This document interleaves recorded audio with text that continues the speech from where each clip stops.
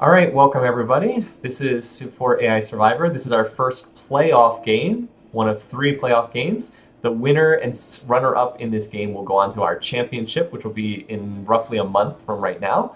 So yeah, let's get ready to settle. Here's a quick overview of who is in the game. Just our map. For whatever reason, this game rolled a smaller map. I did not edit the land and sink a bunch of it into the sea. It just literally rolled a small map. If you're curious about which our AIs are in this game, we have 3 leaders who won their opening round game, 3 leaders who came in second in their opening round game. Our first place leaders were a surprising Isabella up here in the north central part of the map. Justinian, not so surprising, in the northwest corner. Huayna Capac in the southern central part of the map. Those were our 3 first place leaders. Our 3 runner-up leaders were Kublai Khan, were Willem, who was also quite a surprise when he finished in second, and Hannibal down here in the southeast corner of the map. So, as usual, we will be trying to watch where they send their settlers. We'll be watching the early religious race. One last thing I'll mention before we get started, I am still looking for anyone who's interested in creating the map for the championship game. I have one that I've used the first 3 seasons that we can use again, but if you're a map maker for Civ4 and you're interested in putting one together, send me some kind of a message because I would love to have a different map for this season's championship. And with that, we're off. Let's get started. Okay, so first of all, where are the settlers going? Wherever you see the archers, that is where the settlers are going.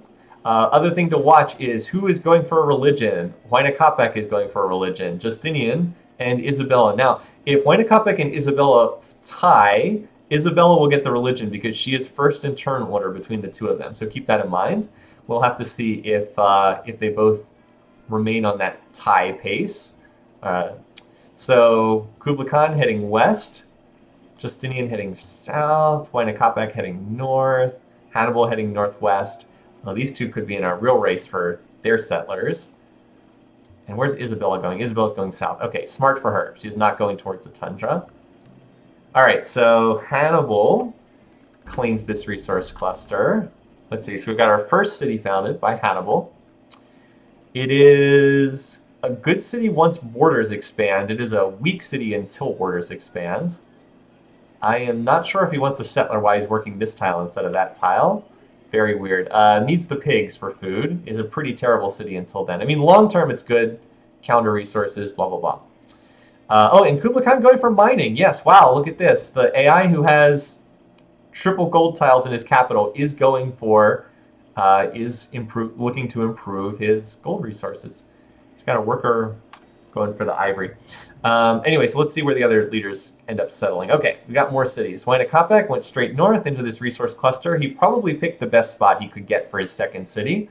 Does need to expand borders, but remember, he does start with mysticism, so he can build a monument out of the gate. And once he pops borders, he'll have the corn, and then that'll give him some food. So overall, good choice. Will be a very good city long term with all these calendar resources. There's actually 1, 2, 3 different calendar resources here. So not bad. Kublai is heading north. Okay, so Justinian got a city. Only 3 tiles from his capital. No food resources he can use until he gets calendar plus ironworking. I would have to say this is a pretty weak city. I mean, it is in the right direction, so I'll say that for it.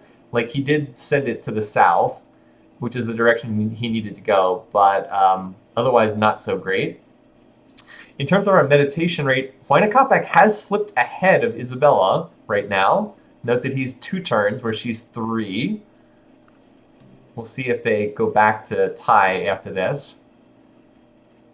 Also, Kublai Khan is heading due north with this settler. Anyway, so Isabella, we've got her settler. Similar thing, a jungle spot, pretty weak until calendar and ironworking. Not really a great spot for the second city. However, if she turns this into the holy city, she's going to pump out a lot of culture into the middle of the map. So, we'll see. Kublai's second city is going to get crushed. I mean, Kublai Khan's a creative, so I think he'll be okay, culturally speaking. He has secured, yeah, this is also pretty bad. Similar thing, jungle. I mean, it does have he did claim the iron, which could be important. What's the strategic resource situation over here? General. I mean, he would have gotten iron back here eventually anyway, so probably not crucial, but and Justinian does have an iron source. Big thing for Justinian, he has no horses. Like, I don't know if people realize this before picking him. He has no horses whatsoever at this start. So he is not going to have cataphracts unless someone trades him horses. So that's not so good. Anyway, Utrecht, yes. That was our other city we need to check out. So Utrecht's pretty bad. It's another jungle city. We have a lot of jungle cities in the middle of the map. Similar to a lot of these other cities, it's good once you get calendar tech and pretty bad up until then. Yeah, so it looks like Isabella is going to win this race here with Huayna Capac. And she will get a lot of culture in the middle of the map, which could be good. We'll see. So she will 100% found Christianity. It's true. Justinian often does delay guilds. It's kind of off the path of his tech preferences. Utrecht secures horses. That's true. It does secure horses. That said, the horses are 1, 2, 3 tiles from his capital, so you would hope that he would get access to them. All right, so let's look. So Huayna Capac is going for... Boy, he really wants a religion, man. He wants a religion quite badly, but he's not going to get it because Justinian is going to get this second religion. Note that Kublai Khan's going for archery instead of, like, agriculture. Okay, but he does have animal husbandry. Okay, look at this. He is working the Oasis tile for some reason. But look at this. He's already improved his ivory, and he's improved his cattle tile. So all he needs to do now is farm his floodplains tiles, which he doesn't have agriculture, so he can't do that. But this is shaping up to be a very good capital here, which is good because his second city is garbage. Oasis for the 3 food, that's true. Yeah, you're right. That's a solid call for the 3 food and the 2 commerce. Yeah, and now he'll grow, and then he can pick up the... Look at that. Now he can grow and pick up this tile. I assume he's working this tile, even though I can't see it, because he's got a... Oh, wait, no, what is he doing? What is he doing for his... Is he running a citizen specialist? I don't know. Maybe this is some weird artifact of it being in between 2 turns. Anyway, so Justinian gets his religion, and he has picked up Buddhism. So, geez, phone call? This is probably a telemarketer. Hello?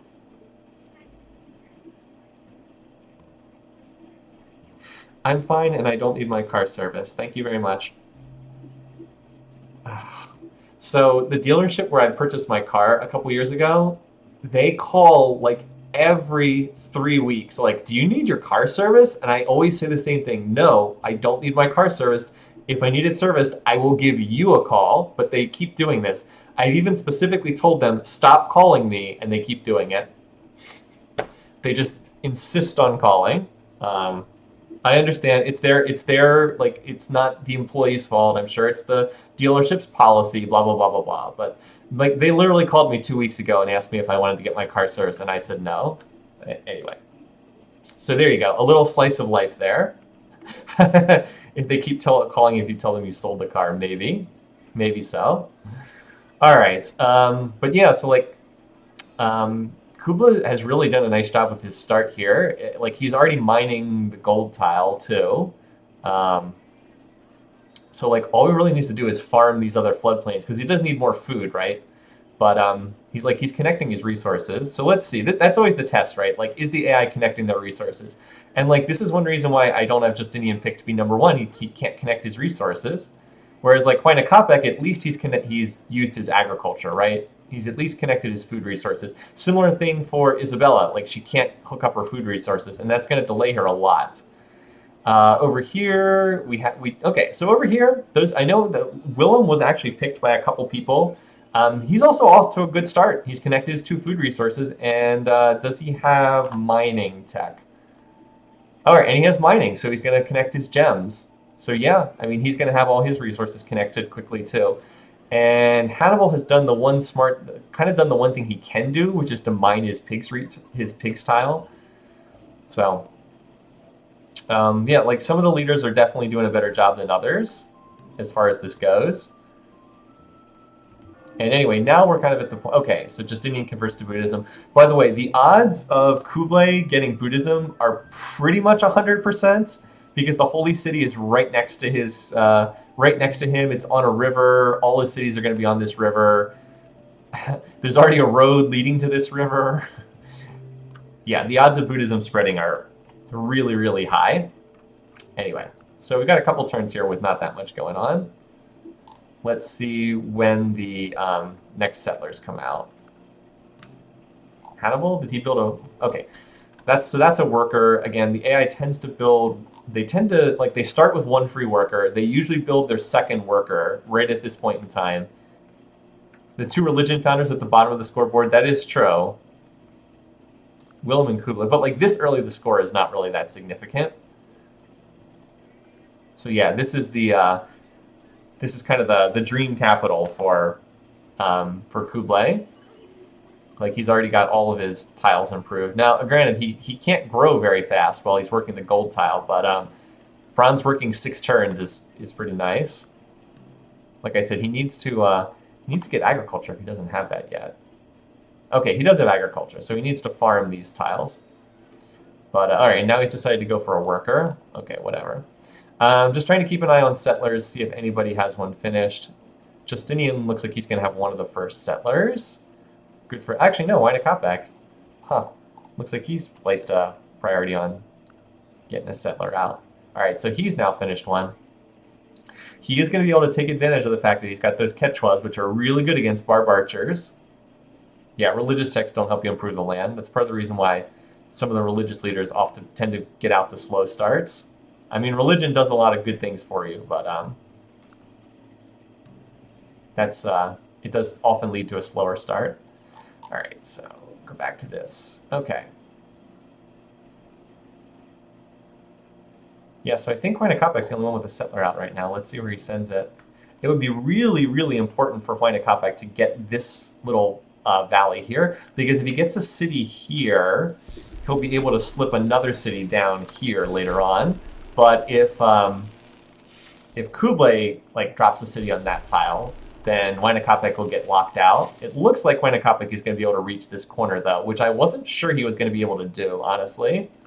Just part of the reason why I did not pick him. So it looks like he is going to get some potentially very important land over there. All right, so we've got a couple more settlers out right now. We have... That's got to be a worker, right? Yeah. So we've got... Justinian just finished one, and Isabella just finished one, but they're not close to settling yet. Oh, is he going to claim the copper down here? That would be a pretty good city. Yep, all right. Wow, nicely placed spot from Huayna Capac. Very smart grab here. It also means Huayna Capac shares a religion with Justinian. That's true. He could also pick up the religion. Well, he's actually one off the river, so he's not on it yet. He would have to put a road on one of these tiles and then connect it back to his capital. But the AI loves to build roads, so they probably will do that soon enough. For some reason, Kublai is insisting on building the settler out of his size 2 city. He's improved all his gold resources, but of course he can't work all the tiles. But he does have that higher happy cap, which is going to be pretty nice. Anyway, so where are the Justinian and Isabella settlers going? Justinian looks like he's going to the northwest, which is probably not where he should be sending this, because it's his back lines. Also, Kublai Khan going for a very early ironworking. He could lose this to the Barb Archer if he gets a really bad dice roll. Let's see. Nope, he was okay. Did not even scratched. I don't understand why this is one off the coast, but whatever. And Isabella was also moving. Oh, she's going far to the north. Okay, well, gets her copper, so makes sense. And it's not a bad city by any means. It's just far to the north. Okay. Meanwhile, Willem's also gotten his third city out. He did settle both of his first 2 cities directly towards Hannibal, which I think is smart, because he can always get more territory to the north later. He's also on another settler. This is a guy who often doesn't expand, and he's got the double happiness resources too. AI is afraid of amphibian attack. Yeah, seriously. His capital also looks quite nice, and he's going for early bronze working. Yeah, he's off to a good start here. Those of you who kind of wanted the dark horse Willem candidacy, he's definitely off and running. He's got a pretty good, looking pretty good from a score perspective right now. And so Hannibal's settler has been forced to like turn around and go back. Kublai did finish his own settler. We'll see where he goes. It would be smart of him to try to cut off Justinian, which it looks like he's going to be doing. Here comes Hannibal, who's probably going to settle on this river, would be my guess. So Willem's also picked up bronze working. All right, so yeah, we get another city. This is not quite enough to seal off the border with Justinian, and that's assuming they don't just sign open borders anyway. And we also did have Hannibal settle there. This is I guess it's a pretty decent city. It's got the floodplains. Without the floodplains, it would be a poor option, but it does have floodplains, so. Willem on masonry, Huayna Capac on masonry. I wonder if one or both of them is going for a religion here. Let's see. Boy, Hannibal is really trailing in score. He seems to be struggling to connect his resources. One off the coast always does look weird. Turfin can't work the fourth gold. Oh, you're right. Yeah, that was kind of bad. Anyway, we also have a barbed city down here. First barbed city. Any in the two barbed cities. One in the far north and one in the southwest corner. Justinian's on double settlers right now. Kublai on Stonehenge. Of all people, he doesn't really need that. He doesn't have stone by any chance, does he? Like, he already gets free culture. He certainly doesn't need that. He needs to be building more settlers, which is weird. Normally, Kublai is pretty expansion-focused. I'm surprised he's not putting more of a high priority on that. He is getting, he is researching awful fast, though, with those gold tiles. Well, we'll see. I guess it's not a terribly expensive build for him.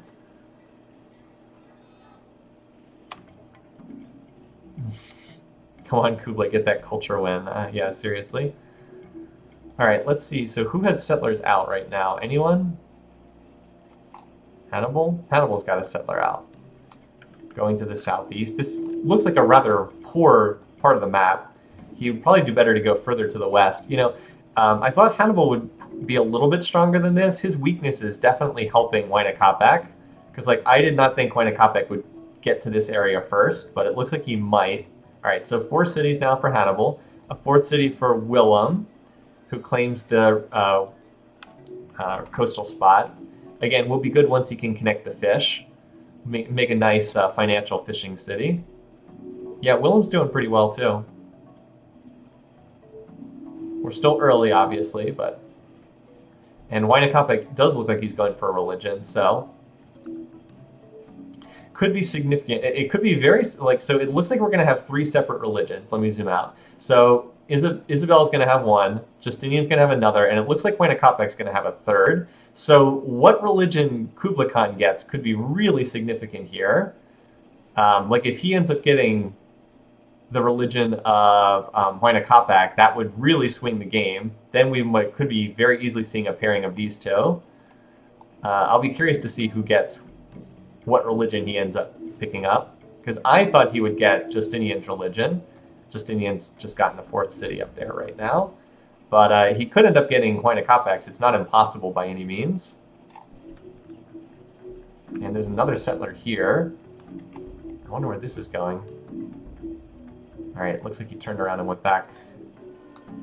So Willem, I didn't even know he was building the Great Wall. Okay. Not the most impactful wonder. So there is a Stonehenge race going on here. Could be fairly close. Oh, okay. So Kublai has picked up Justinian's religion, which was anticipated. So that will make the two of them very good friends. Where is Justinian? Kublai.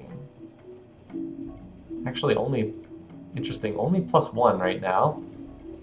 He actually has better relations with Huayna Capac due to peace weight. That's kind of interesting. but they are likely to. That mod will, of course, increase over time. Hi, Ben Joyce. Welcome. Yeah, Isabella already hates Justinian. We knew that. The fact that Isabella is going to hate both Huayna Capac and oh, okay. You know what? That's a really good spot for the religion to pop up. It's more likely that it would have popped up in Tiwanaku, but this way, though, it's going to be a big cultural push out of this city. Things are shaping up pretty better for Huayna Capac than I was expecting. If he can convert Hannibal to his religion, we could have a Huayna Capac Hannibal set up. Like, I know Hannibal's in last place right now, but like if he picks up the religion, that could be really good for Huayna Capac. Anyway, so we did have Stonehenge get picked up by Kublai Khan, so that's the first of the significant wonders. So he's going to have a ton of culture here too. Like, this is going to pop out to the 500 culture borders relatively fast. That said, Kublai does need to get some settlers out. He still is only on 3 cities. Like, Justinian's already on 5.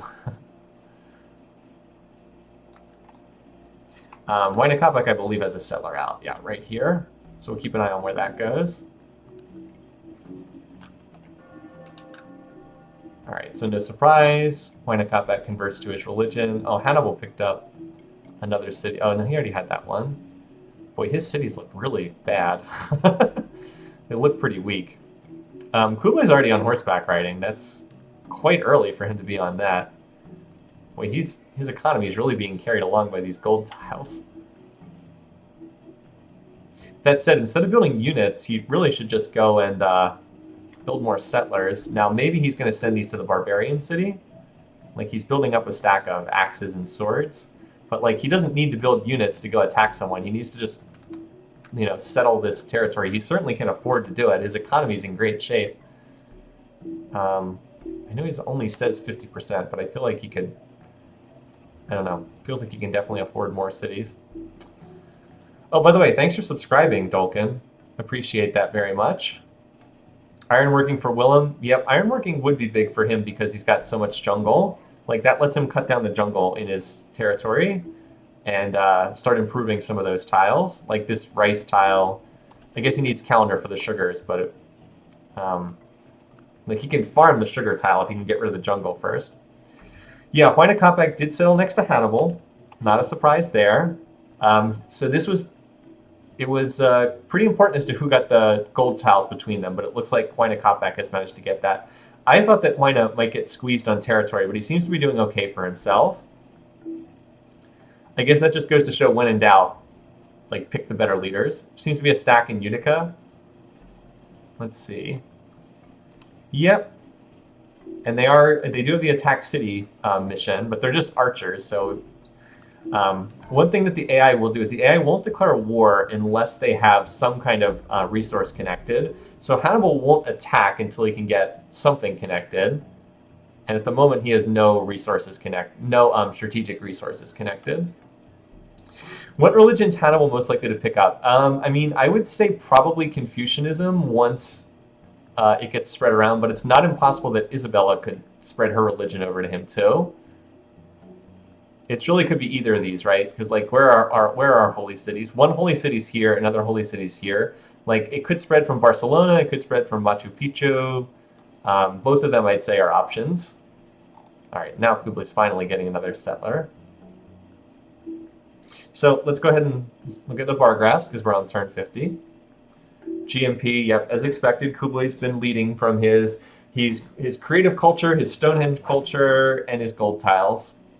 Willem is in second, Huayna's in third, Hannibal's in last. GMP can be pretty deceptive this early in the game, though. Earliest word declaration, we've had word declarations as early as like turn 55 before. I think that's roughly our earliest, around turn 55. Willem is first in production. Everybody's reasonably close, though. Food is probably more significant. Justinian's first there. Everybody else is pretty similar. Power, Kublai's first. And Huayna and Isabella are trailing there. Culture, a lot of leaders have a lot of culture in this game.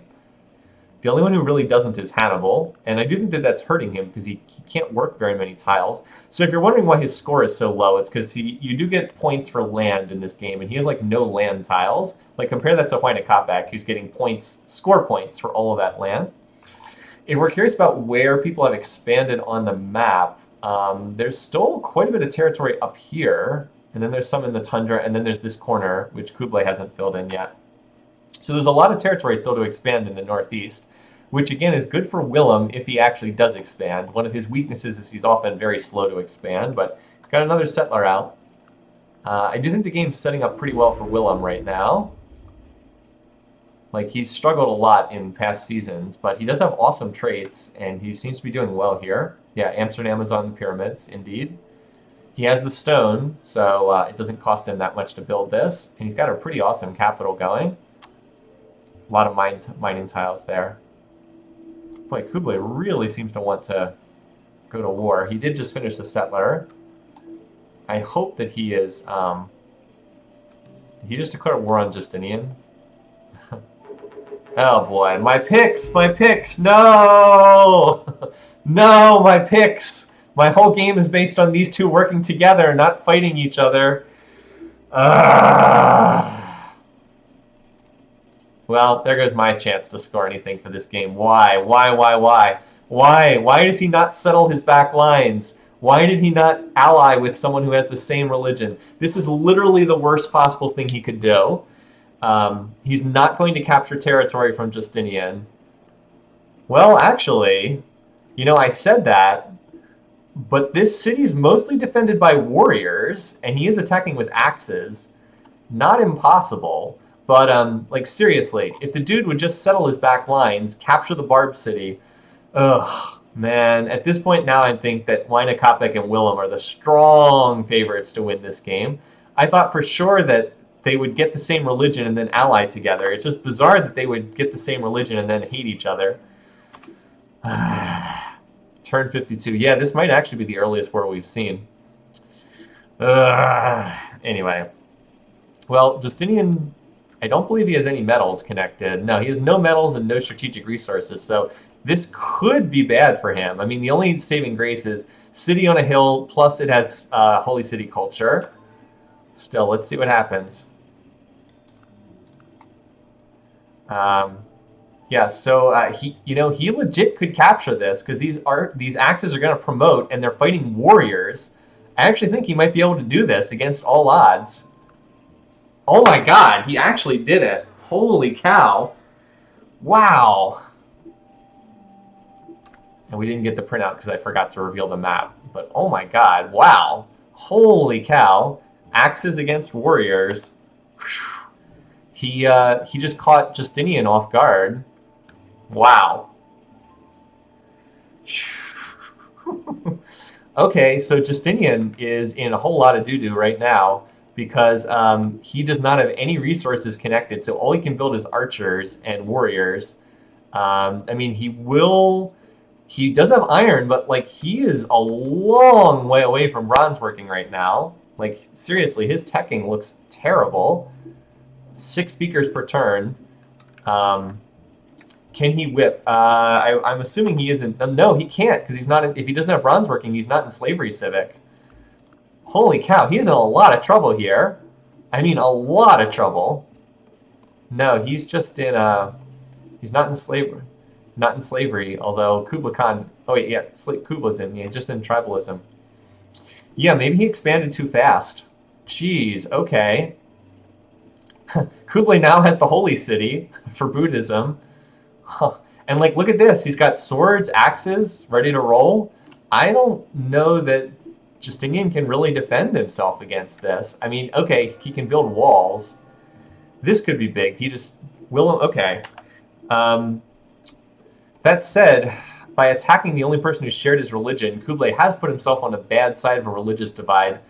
Willem picking up Huayna Capac's religion is pretty big. Again, I'm really liking the Willem plus Huayna to dominate the game at this point, especially if they share the same religion. Huh. What is this about your Forge Out Fiesta? Let's not talk too much about that now. As I said, maybe if I have time for the Final Fantasy V. Oh boy, well, this game is certainly going in an unexpected direction. Isabella gets bronze working. Yeah, but like swords and axes, like the double City Raider axe, there's just an archer and a warrior in Constantinople, and Justinian can't whip. So, like, if these units just group up together and all attack Constantinople, which is at least on a hill, so there is that going for it. But like, if these units all group up together and attack, I don't really see this city holding, honestly. Wow. Okay. Well, this is certainly unexpected. Yeah, like a City Raider 2 axe and City Raider swords, they're just going to cut right through this. Especially the warriors. Like, the archer is going to be... Like, the archer will kill an axe or a sword, but, like, those warriors can't stop anything. So Justinian desperately needs to get to bronze working and then connect his copper.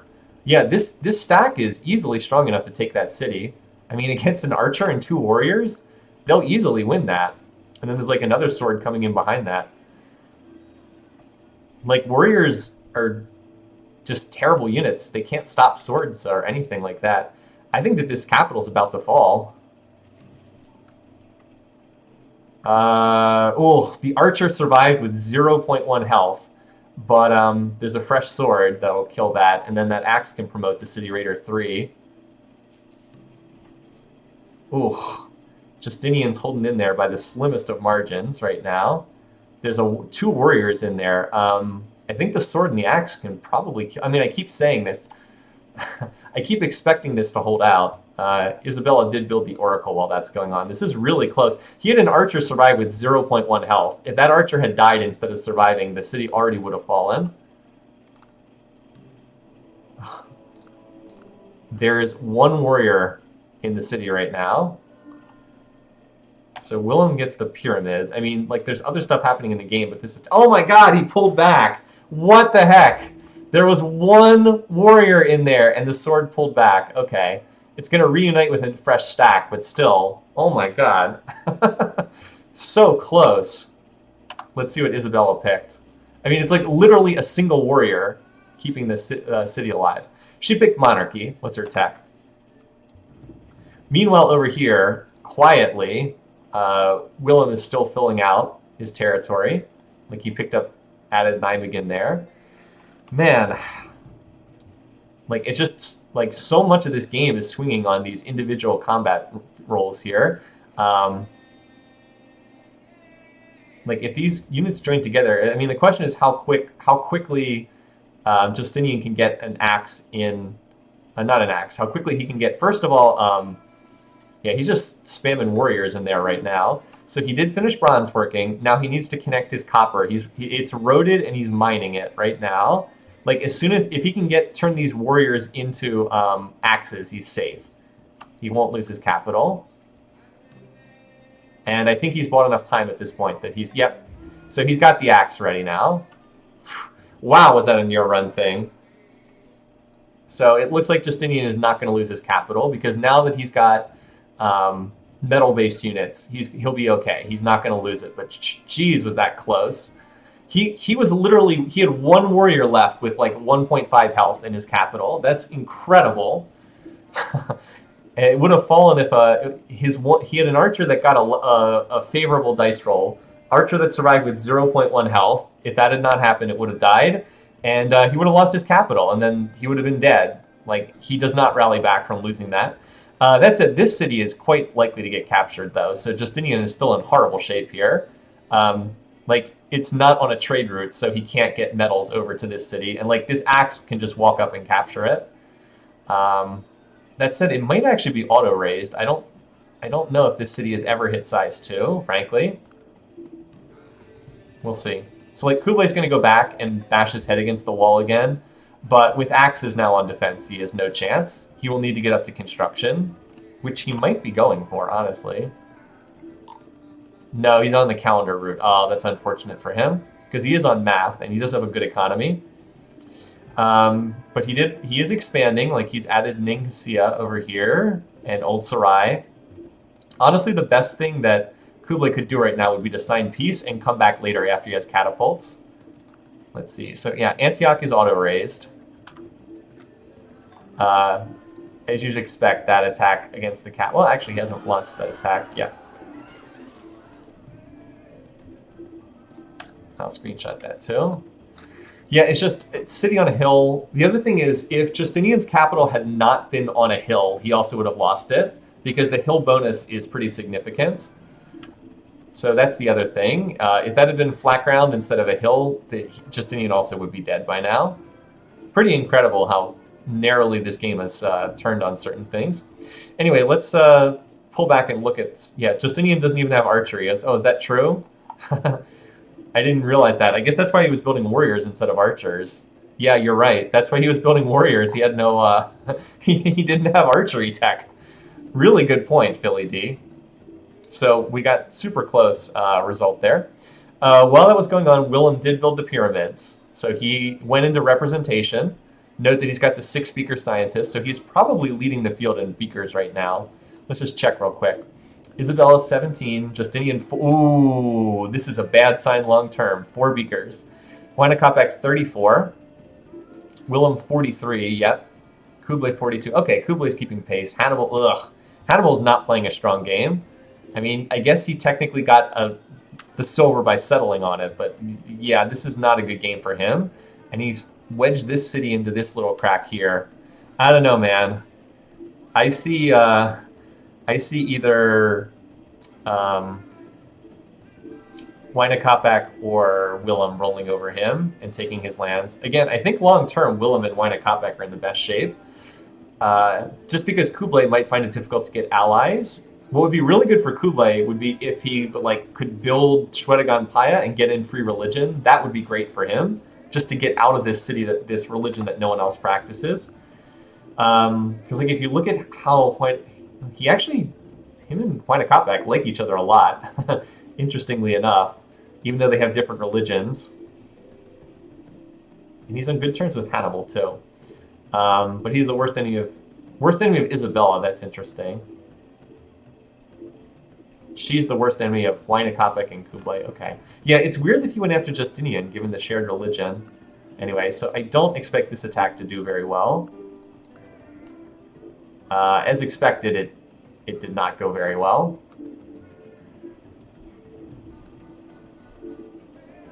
It's just too hard to break through a city on a hill like that.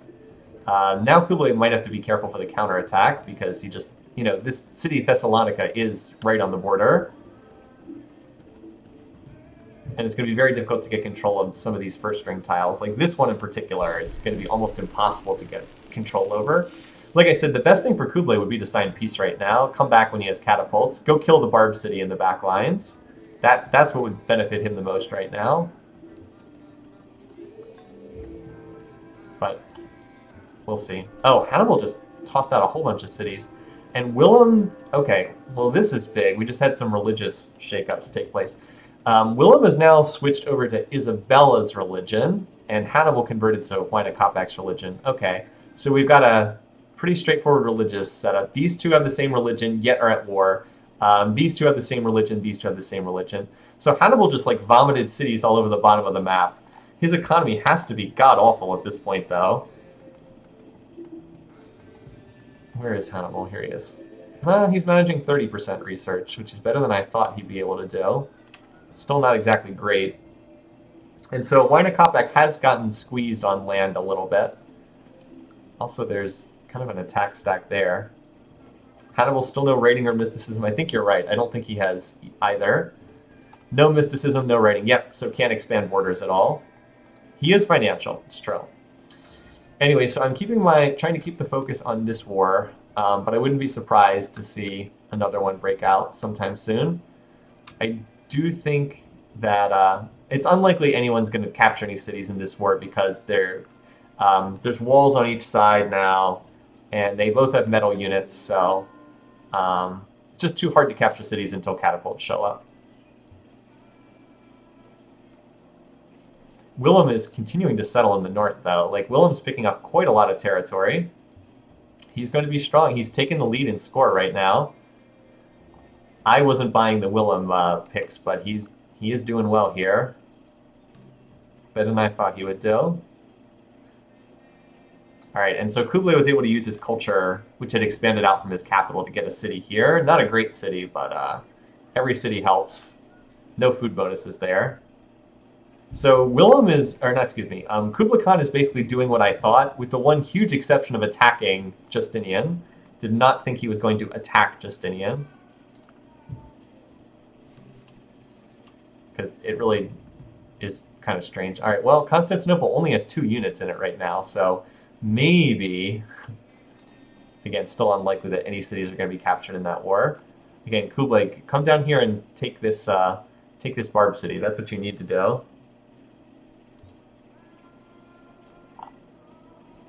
So, like, Justinian's maneuvering here, but, like, most of his stack is spears. And I don't see them taking a city that's on a hill with 40% cultural defenses. Could be wrong, but I don't see that working. Yeah, it just got reinforced by Kublai. Similarly, Justinian's capital was attacked again, and actually a lot of the units got low, but none of them were actually killed. Got them low, but didn't kill them. If we're curious about the power bar graphs, by the way, yeah, Justinian and Kublai are there. Hannibal's power has been spiking, so don't be surprised if he's about to attack someone. He's been building a lot of units, and who does he dislike, Hannibal? Hard to say. He likes Huayna Capac, but he's cautious with everyone else. Isabella's cities, we can look at her capital real quick. She has 2 happiness resources, and remember, she's slingshotted, what's it called? Monarchy tech, so she should have hereditary rule civic. Yeah, we haven't really talked much about her. She's doing pretty decently. 1, 2, 3, 4, 6 cities. Still has some room to expand. So, not too bad. If there's an issue with Huayna Capac, it's that he really is out of room to expand, and he's on 1, 2, 3, 4, 6 cities? 1, 2, 3, 4, yeah, 6 cities. He kind of crammed this one into the corner of the map. But he's mostly out of room. I guess he could expand down to the south, but there's not much more than ice there. This would be quite nice if he could pick that one up. Kublai could capture that city with ease if he would just move units down there. Again, ending this war is the best thing that could happen for Kublai. Unless he goes construction. If he gets construction, he could actually kill Justinian. Because Justinian's tech is awful. He's on calendar right now. Maybe he'll go construction next. He would need to get masonry first, though. Oh, no, he has masonry. Never mind. Oh, there we go. Okay. That's really good news for Justinian and good news for Kublai. So we're back to peace with everything. Yet now Kublai will take his big army and go capture Angel, and he'll probably try to settle a city over here as well. Yeah, he's already got settlers in production. So this is good news for me since I have Kublai to win. Angel Barbarian has been captured. Where was that? Where's Angel? Oh, huh. The Mongolians captured it, and then it was recaptured by the Barbs? Somehow? Somehow the Barbs recaptured the city? Okay. Not quite sure how that happened. Captured by the Mongols, then recaptured by the Barbs. All right, well, whoever can get a unit down here can take that city now. And anyway, yeah, so don't look now, but Willem is slowly starting to pull away and score. He's probably also the favorite to take this city, although that's not going to be an easy city to capture at all. Isabella's got that spot over there. We've still got a couple Barb cities up there in the north. Yeah, here comes the swords. I think that they can kill a single archer. Justinian does not look like he's going to be much of anything in this game. He did resettle in a slightly different spot. That said, Kublai could probably get a city once. Yeah, Kublai could settle up here if he wanted to. We shall see. Kublai's going for monarchy. Willem's going for currency to snowball his economics. This makes the wildcard field look pitiful. This game has a far better roster of leaders than the wildcard game. The wildcard game did have fairly weak setup of leaders. All right, so Kublai's got a city here. Oh, now he'll use that for the shrine. That'll be nice for his economy. I'm trying to focus on the kind of the leaders in this game. Geez, another city for Hannibal. He's just throwing them out everywhere. And we see more of the missionaries coming over here. Huayna Capac looks like he's pretty thoroughly converted him to Confucianism at this point. You know, it's not impossible for Kublai and Justinian to get back on good terms. Look, see the +6 for we care for our brothers of the faith? Where's Kublai Khan? Yeah. Despite the -3 for you declared war on us and -2 for you raised one of our cities, he's only cautious with Kublai Khan because he has such a huge religious modifier there. Don't be surprised if they both get involved in a war with Isabella and rack up some mutual military struggle bonus there. Willem building units? I mean, he's building some. I wouldn't say he's plotting war. I could be wrong, but I don't see that many units. Looks like some infrastructure stuff. All right, so there we go. There's the shrine. Has not been widely spread yet. Only 5 cities, so not a lot. Where was that? All right, so Kublai had a settler down here. Pulled it back. I'm still wondering why he hasn't just walked a sword up to this city and captured it. Did go into hereditary rule. You would think that he would want to grab that. And Isabella's been filling out the northern edge with Salamanca and Valencia. That cuts off Justinian from expanding any further. So it does look like Justinian's going to be the runt of this game, at least here in the early going. Willem has a settler up here too. All right. So these two have rather intertwined borders. Huayna Capac finishes his shrine. His religion, I'm sure, is more widely spread. 14 already. Okay. Yep. Nice looking city here. He's already got the economic engine going. Now, Willem's about to found his own religion, and that could shake up the diplomacy. Because if he converts over to that, then obviously that would change things. There it is. Like, he won't switch to it right away, but there's a good chance he'll swap to that eventually, and we'd have a 4th religion in this game. Kublai's on construction. Nice. Yeah, he's pretty clearly fallen behind Willem in terms of score, though.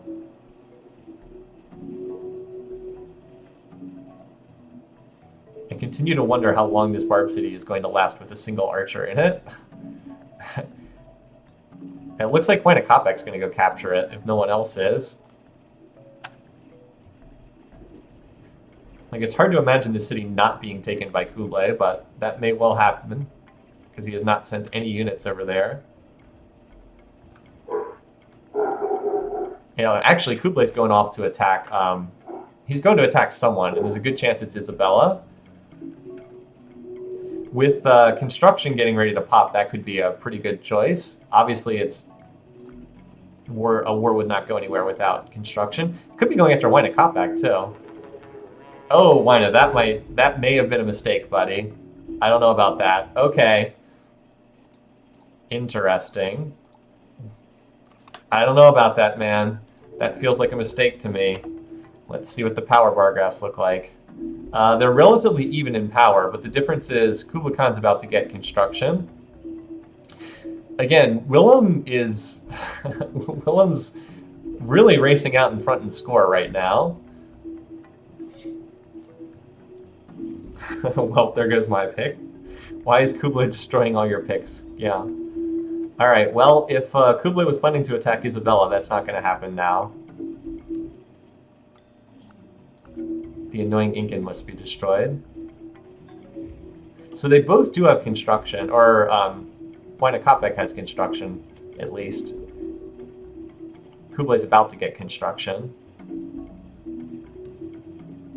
This city looks extremely vulnerable. Oh my god, look at that stack. Ooh. Yeah, I don't know. This does not look like it's going great for Huayna Capac. Yeah, he lost some units there. Again, I like the game Kublai's playing. I'm not sure if he's going to be as strong as Willem in the long run, because Willem is looking quite strong over there. Maybe if Kublai can snowball off of someone else's territory. Yeah, so to no surprise, that's the border city falls right away. Also had a Barb City. Okay, Barb City got auto-raised by the Dutch. This city is still holding out. God, this is like a fortress. It's on a hill tile. There's a city garrison, 3 archer. I mean, it'll get captured eventually, but 1, 2, 3, 4, 5, 6. There's 8 archers in that city. Jeez. Yeah, normally Willem is not great at expanding, but he's expanded pretty darn well in this game. As I said, if Huayna Capac had been in that spot, I would have picked him in an instant. All right, so the timing here is not great because Kublai just unlocked war elephants, and he just unlocked catapults. So as soon as he can get a few catapults, he'll be able to take down the defenses of these cities, and that could be pretty bad. We'll see. I mean, Huayna Capac's, he's not out of this by any means. Just not a great situation for him. How many cities does he have now? 1, 2, 3, 4, 5. Only 5 cities. That's not a lot. 1, 2, 3, 4, 5, 6, 7, 8. Well, it's not a huge difference. If these, is this Barb City finally going to get captured? Nope. There's just 1 archer in here. It's really quite amazing, the 1 archer. Now that said, Huayna could get recaptured. It is completely surrounded by Incan culture. And we're on turn 100. It has been an eventful first 100 turns, no question about that. Look at this, the sword's like, nope, we don't want to take that Barb City. Pretty crazy. All right, so first let's change up the music. I always forget this. Get into our classical era music. I just revealed the map. Look at the bar graphs. GNP. Okay, yep. Willem is really starting to take control of the game in terms of GNP. Poor Justinian. Justinian is unlikely to make it to the end of this game. Production, everybody's pretty close except Justinian's trailing. Food. Wow, Willem. Oh, that food. Willem's really opening up the lead here in some of these categories. Power. Oh, Huayna Capac's been taking some hits in culture. Okay. Well, if Willem ends up being the runaway, it's unlikely to be a domination victory like I have picked. Who does Willem like and dislike? This is a good question. Oh, he kind of likes everybody. He likes Isabella. By the way, do you guys know, does Willem plot War at Pleased? Does anyone know off the top of my head?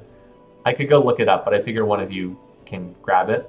So he likes Isabella. He kind of likes Justinian. They have identical peace weight, so that makes sense. They're both peace weight 4. He's cautious with everyone else. Doesn't really hate anybody. He will, okay, thank you, Tenacious Paste. So he will plot War at Pleased. It's kind of weird that nobody's gotten into a conflict with Isabella yet. Her worst enemy is Kublai. So if she were to go to war, it would probably be with him. Alright. It looks like... okay, yes, I will sign open border. It looks like there was a big attack against Huayna, and it didn't really work. Is what I think happened there. So we'll see if Kublai can put a stack together with catapults in it. He continues to just walk around in the tundra with these 2 swords. I'm sorry if I'm like paying undue attention to these 2 swords, but I'm genuinely curious what the heck they're doing. All right, again, it's a decent stack, pretty good stack. Just needs catapults with it to take down defenses.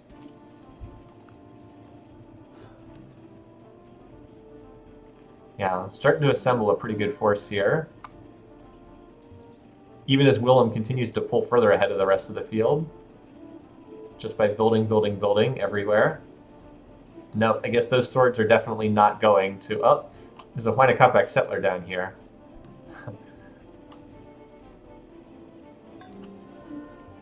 So Isabella finally gets a great profit. She'll use that for her shrine in short order. All right, here comes the catapults.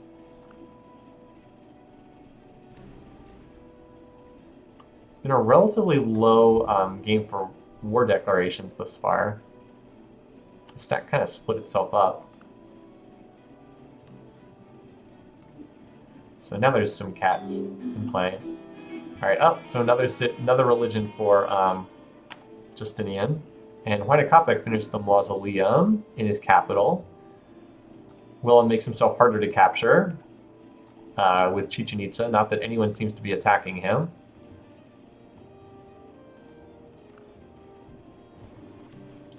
So, like, Kublai Khan, if he can make this war work, he could emerge as a huge powerhouse. Like, if he absorbs Huayna Capac's lands, he would become kind of the dominant leader. But he also has to reach that point first. Also, again, seriously, dude, are you just going to culture flip this barbarian city? Is that the plan, to culture flip the city?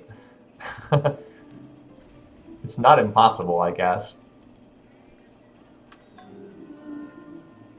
There's like the random Huayna Capac chariot running around down there. There's 2 archers in there now, so a random chariot would not just be able to capture it. Still building up this force here. Boy, this is turning into quite a large stack.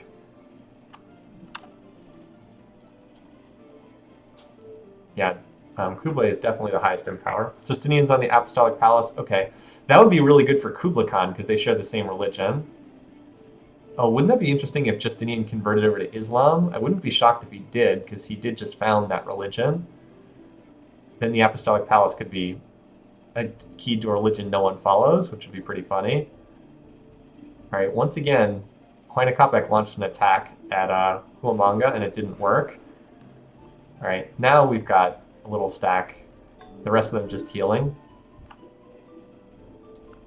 Yeah, I think when Kublai finally decides where he wants to move his stack, I think it's going to capture a city. This should be the target, right? Machu Picchu should be the target. Hugely valuable city. It's also controlling a ton of territory, and it's got a holy city with shrine in it. Did she just... No, I was like, did she declare war? But no, she was just asking me to cancel deals. Isabella is in second place, keep in mind. All right, so there's Kublai's stack. It is apparently going to Machu Picchu, I think. Yep. Okay. How many cats does he have? A lot. 1, 2, 3, 4, 5, 6, 7. 7 catapults. Yeah, he's going to take this city unless something unexpected happens. Yeah, he took out half the defenses in 1 turn. Not looking great for Huayna Capac here, because all the defenses just got taken out. Yeah, Isabella will be able to fight back if Khan goes for her next. It's true. All right, so that attack did not quite take the city, but it did come close. We also have another religion picked up by... This was the philosophy religion, I believe. He probably used a great scientist to slingshot it. Yep, philosophy religion. He still is missing a lot of... still missing some classical and a lot of medieval texts. But he did, presumably, use a great scientist to grab that. All right, so Machu Picchu is going to fall here. Yep, and that is a big capture. Like I said, it picks up another 19 gold per... Wow, 19 cities with that shrine religion. Sheesh. Yeah, Kublai's going to shoot up the scoreboard as a result of this. He's really is starting to blob up here and snowball this corner of the map. And if he gets the AP on his side too... Again, you know, this might sound ridiculous, but Kublai plus Justinian for 1 and 2 is still somewhat in play. Maybe not Justinian, but I mean, if the 2 of them really do form a religious alliance, it's not impossible. Like, they're back to being on pretty good terms. Even with that war declaration, he's still cautious. I don't know if that "you declared war on us" ever goes away. I can't recall if that lasts forever or not. Yeah, so Huayna Capac's war certainly has backfired very badly. Very badly. And he just launched another assault on this city that didn't work. And, like, this big stack is still here. We'll see where they go next. That Barb City is still hanging out there. I should also mention this Barb City is still hanging out as well, although it looks like Isabella is going to capture it. It would probably flip over to Willem, though. All right, so AP finished. It is tied to Buddhism, so that's really good for Kublai Khan, not Justinian so much. So we got to check out, where is Buddhism present in the world, and where is it not present? Okay, so it's really not spread very well at all. It's Isabella has one city, but none of the other leaders do. So they absolutely could call a crusade against Huayna Capac here. That is in play. It's really weird that Kublai didn't spread the religion to his capital at Karakorum. It lasts forever, as does the -2 for city raising. Okay, so it will be tough for them to get on the same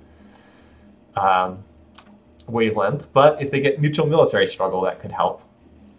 Anyway, so we need to get Buddhism. And then we need to restore the holy city, which is Thessalonica. Oh, wait, no, it's when I remove it that we lose it. Okay.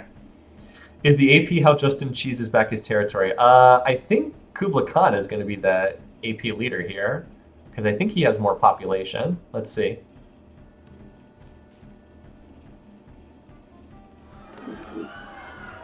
So that was taken. Again, it's probably going to be gifted over to Willem, though.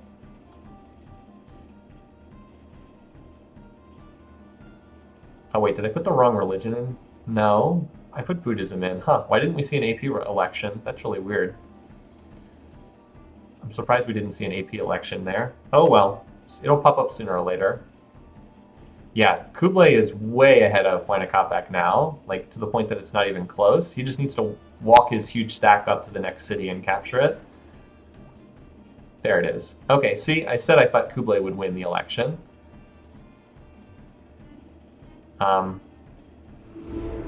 If he spreads Buddhism to his capital, it wouldn't even be close. Oh, here he is. Okay, so here's his big death stack marching on Tiwanaku. It's also possible that Kublai could convert over to... Oh, geez, nice wonder sequence there, Willem. It's also possible that Kublai Khan could convert over to Confucianism for his state religion, just because he presumably, because he has the holy city, and he might actually have more Confucian cities pretty soon if he absorbs all of Incan territory. Yeah, I don't think there's anything that's going to stop this either. I think that that's the music great artist that was just picked up by Willem.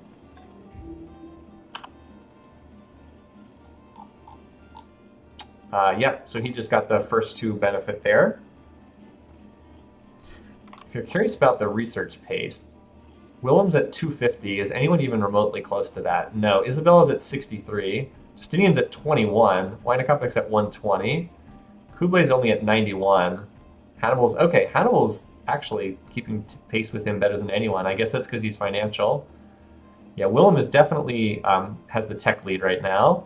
It'll be curious to see where Kublai is at the end of this war. If he is able to absorb all of the Incan lands, he's going to be able to catch up eventually, just by being so much larger. Yeah, those catapults are not going to do anything on defense once the city cultural defenses are down. Like, catapults are good on offense, but they're useless on defense. They're actually... Let me put it this way. Oh, geez, and Willem just landed the Great Lighthouse too. God, he's got a lot of cultural coastal cities. Yeah, look at all that. A lot of coastal cities. If he does swap over to one of his minority religions, though, it would break his relationship with Isabella. We'll see if he switches over to Taoism eventually. He is building the Taoist missionary, so I think he'll swap to Taoism eventually, and that will stop him and Isabella being such great friends, because like it'll go from like +7 with Isabella to like -5, and that would completely swing their relationship. So East has been very peaceful thus far, but I don't know if that's going to last for too much longer. All right, so Tiwanaku was not attacked yet. A lot of City Raider 3 swords there.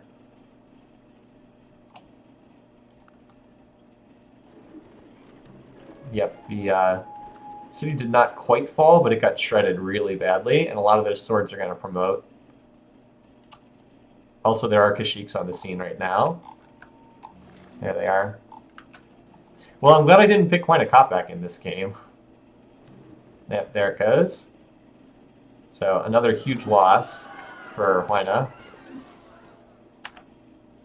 He's just seeing his territory cut to pieces. This Barb City, yeah, still being ignored.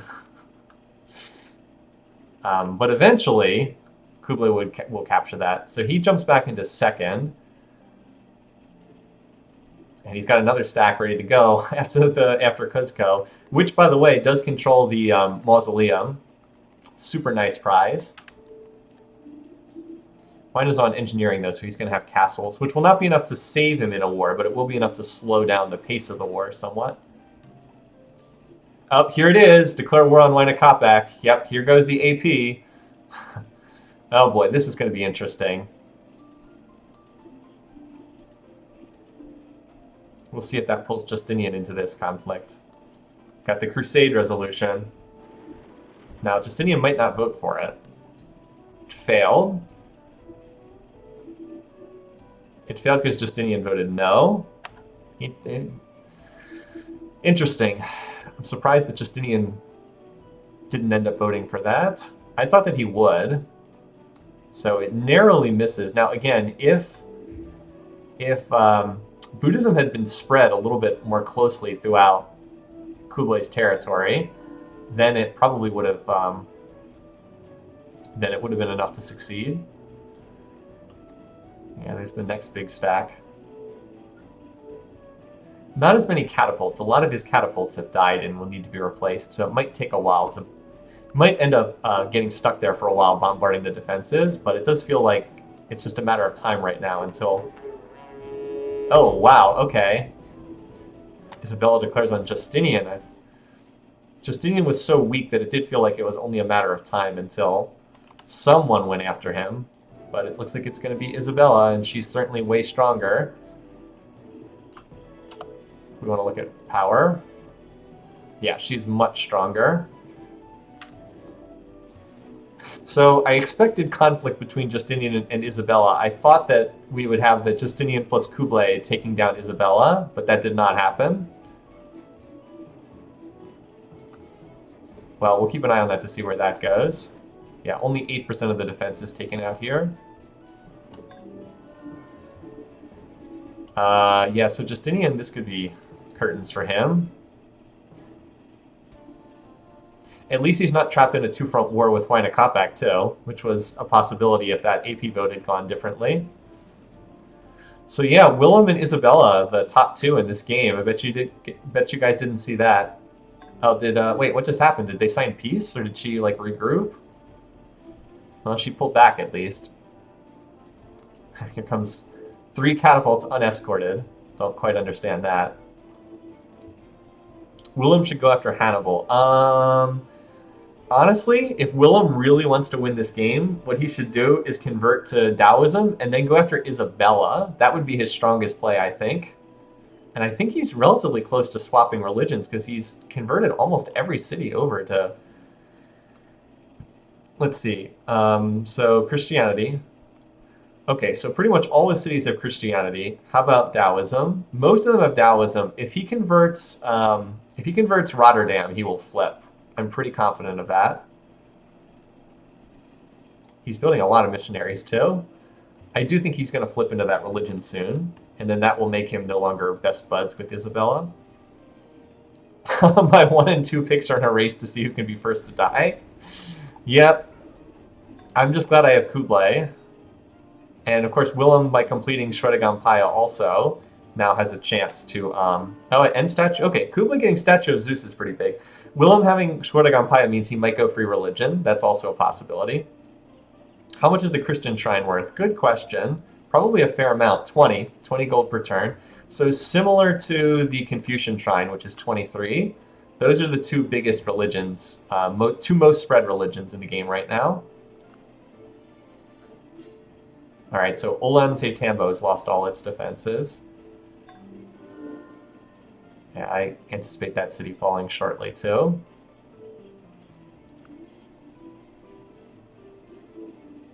All right, yep, so no surprise. It does appear that Kublai is going to capture, like, the entire Inca territory. Boy, a lot of great generals being born.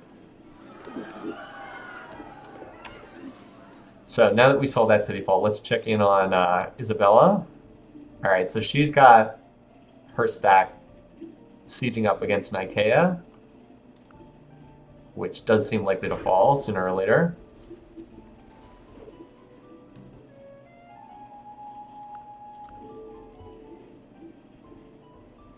Hannibal's borders just got a big expansion from that.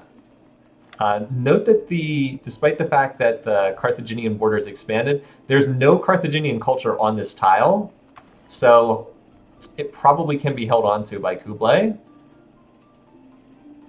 Oh wait, no, that's not right. This is 60% 124. No, actually that's wrong. Hadrumetum's borders do hit this tile. So never mind what I said. There's a decent chance that does get gifted over. We'll see.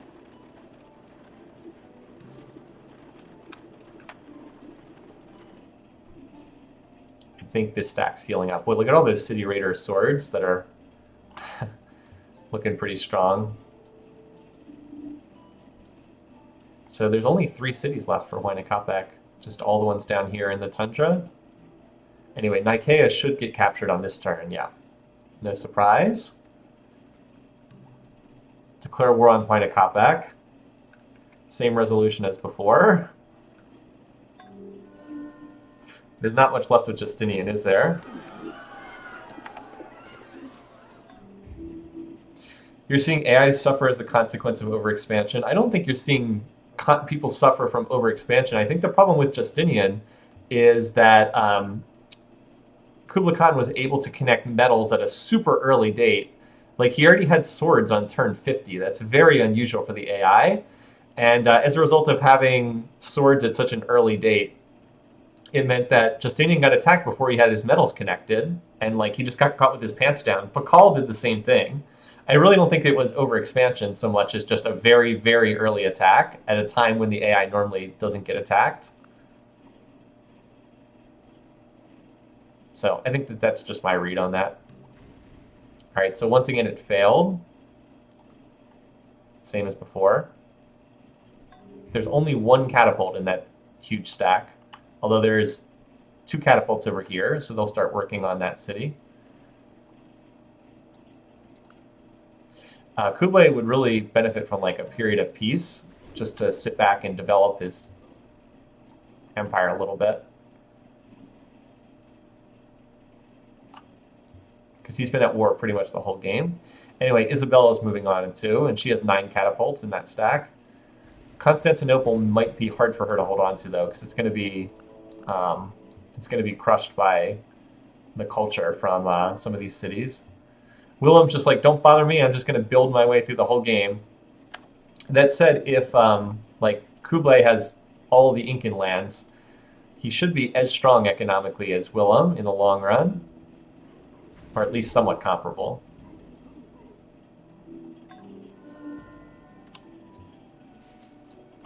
Yeah, boy, Justinian's really weak, isn't he?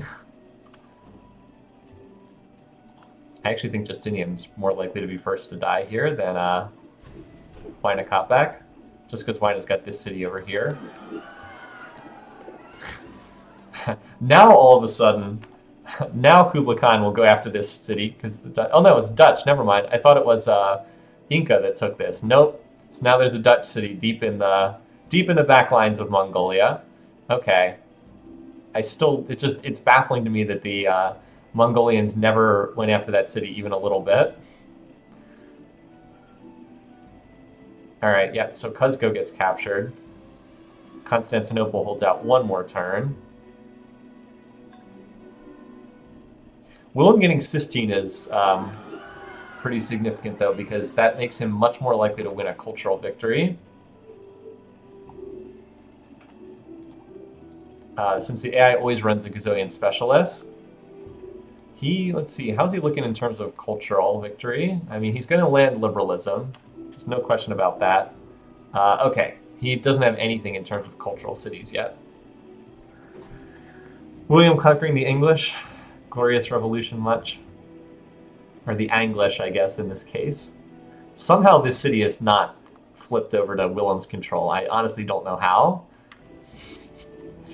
You get these awesome borders up here. So Constantinople should be next. It's got a quite large stack on the outside.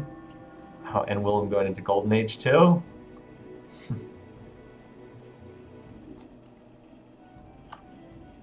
March continues. Yep, so Constantinople captured. Only 2 cities left for Justinian. Only 2 cities left for Huayna Capac. 2 of our biggest favorites going into this game, right? And they are indeed in a race to see who can be first eliminated. Oh, okay. Well, this is exciting. Hannibal declares on Willem. Well, well, well. That'll shake things up a little bit.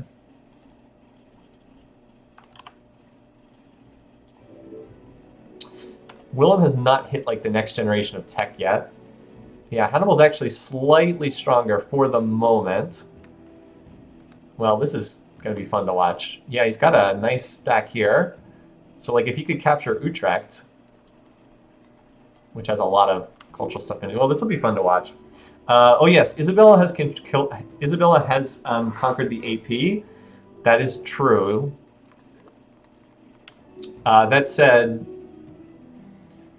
there's just not a lot of Buddhism in this world, period. Like, it just has not been spread very far. She might have enough population if she takes these 2 cities. She might have enough population to actually be the AP leader, which would be pretty funny. Because Kublai has not spread his religion at all. Anyway, we'll see what happens there.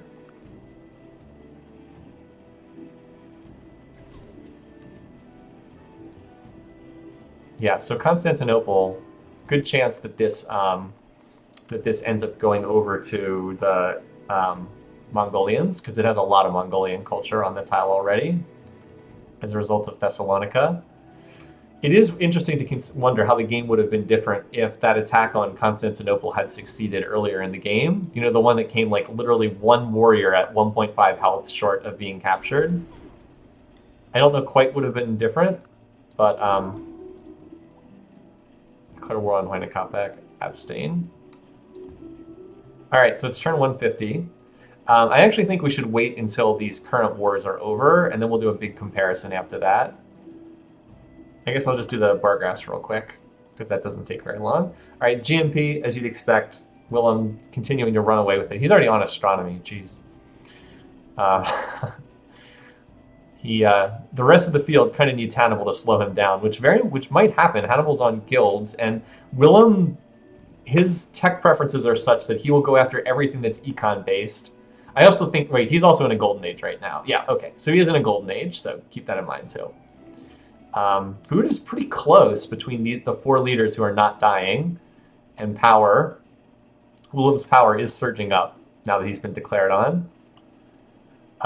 With castles plus Chichen Itza, it's going to take forever for this attack to get the defenses down. Anyway, we'll look at like who has what techs in a little bit.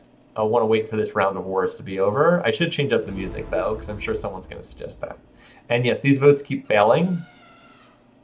Oh, look how close that was. 84 votes, required 87. That close. Too bad he didn't spread his religion a little bit more. And I still can't get over this city in the back lines. Really don't quite understand that. Whatever, though. Okay, so text.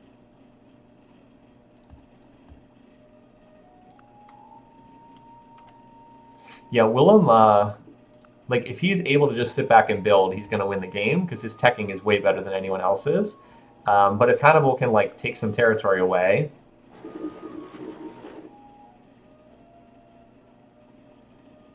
then it throws this one more into doubt. He has an awful lot of siege units if he's able to get that much out of the city there. How many units are in this stack? 27? I mean, that's probably enough to take that city. Once the defenses are down, I mean.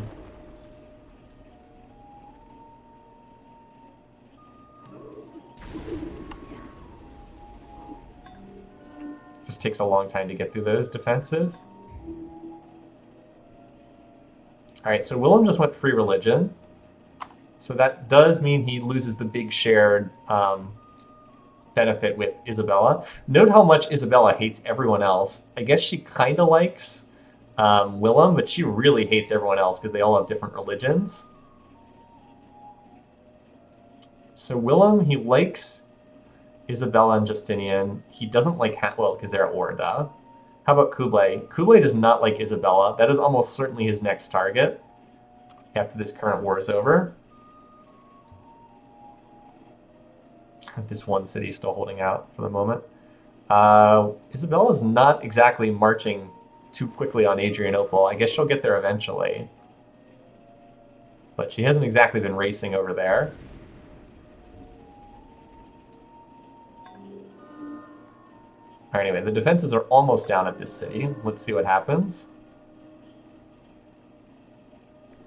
Oh, it was captured. Okay, that's like a body blow landing on Willem, the tech leader, endgame leader right now. Like shots fired. Kublai still doesn't have Code of Laws. That's kind of interesting. All right, well, that's like I said, it's a big hit to Willem. Need your Justinian death pronto, yeah. Who's gonna? I think I said I thought Justinian would be the first one finished off, but now it looks like Huayna Capac is gonna be the first one finished. Let it be said on record, I said before this game started, I said I think Huayna Capac could be first to die in this game, but I'm not brave enough to pick it. So indeed, I was not brave enough to pick it, but I guess I should have, because he's going to be first to die here. I told you guys I did not like his starting position, and I didn't like Justinian's either, but I like Justinian to tag along and like basically ride the coattails on a shared religion with Kublai. However, that obviously went out the door when they went to war with each other. All right, so goodbye, Huayna Capac. You are one of the best leaders in this game, but like I said, it just didn't like your starting position. And sure enough, didn't work out. Well, it's true, especially astounding after how dominant he was in the opening round. But I mean, a lot of it really does depend on what start they rolled. I just didn't like his start, and I think that was justified. This city is likely to revolt. But I guess there's some culture in there. If you can get it up to 100 culture, it's got a shot. Get some of these tiles back. We'll see. Everything else he should be able to hold on to from this war. And this actually brought a silver tile into Kublai's... Oh man, Kublai, look at all his happiness resources. Okay, that's pretty nice for him. Anyway, I should pencil this into the spreadsheet. All right, so first to die, Huayna Capac. Unexpected. So this was turn 158.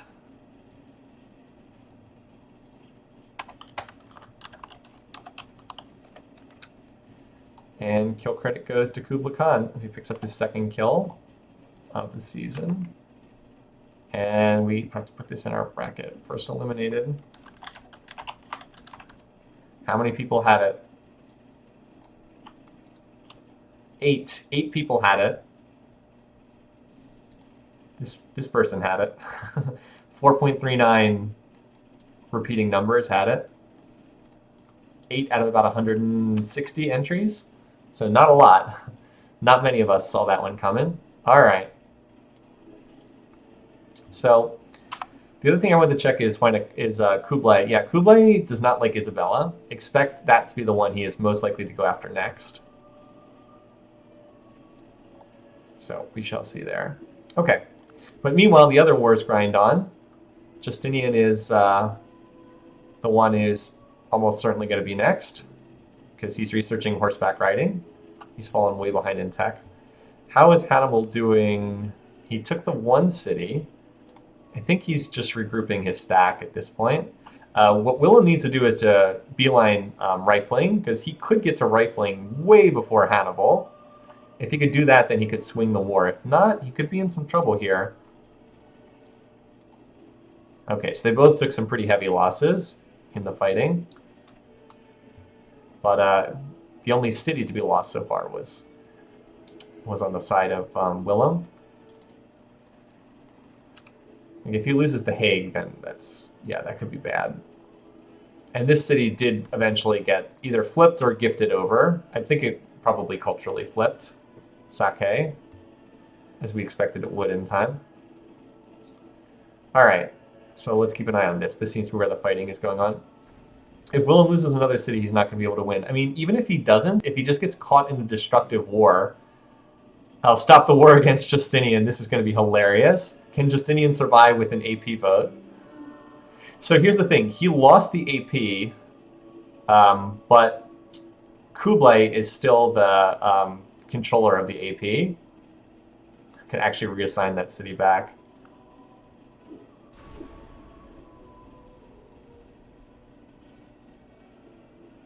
I would expect this resolution to succeed. Yeah. So Justinian holds on for the time being.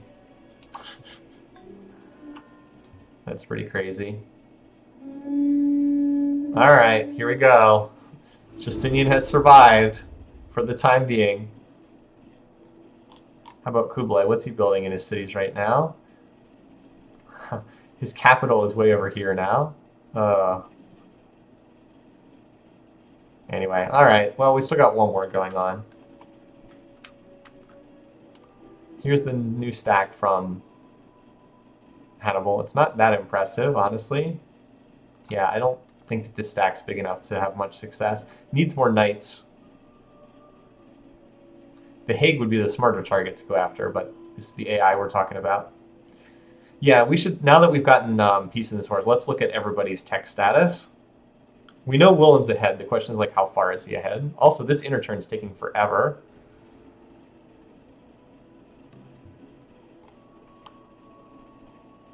All right, that looks a little bit better for Hannibal, but I still don't think he captures that city. And this is a point in time where Kublai really needs to get some economic development done. In any case, though, let's stop and look at where they are. All right, so Isabella first. She is still missing horseback riding, bizarrely. Don't really understand that. Otherwise is like in the medieval era for the most part. Okay, so that's her. Justinian is further behind, as you'd expect. He can't build maces because he doesn't have machinery. Can't build, or civil service, I guess. So yeah, he is like classical era units right now. We'll save Willem for last. Kublai. Okay, Kublai is definitely ahead of Isabella. He's researching guilds en route to banking. It's like in late medieval, basically. All right, Hannibal is missing the top part of the tree in the medieval era, but he's a little bit further ahead because he does have guilds. He is researching education to economics to go for the free great merchant. And then finally, Willem is definitely the most ahead. He has every medieval tech. He has liberalism and used it for, I believe, no, he didn't. He used it for nationalism because he researched astronomy. But he's in like early Renaissance. He's not quite as far ahead as I thought he might be. He's on divine right now. I mean, he's definitely ahead, but he's not like leaps and bounds ahead. And because he's in a war, he's not building the Taj Mahal, even though he does have nationalism. Khan going right for the military techs, yeah.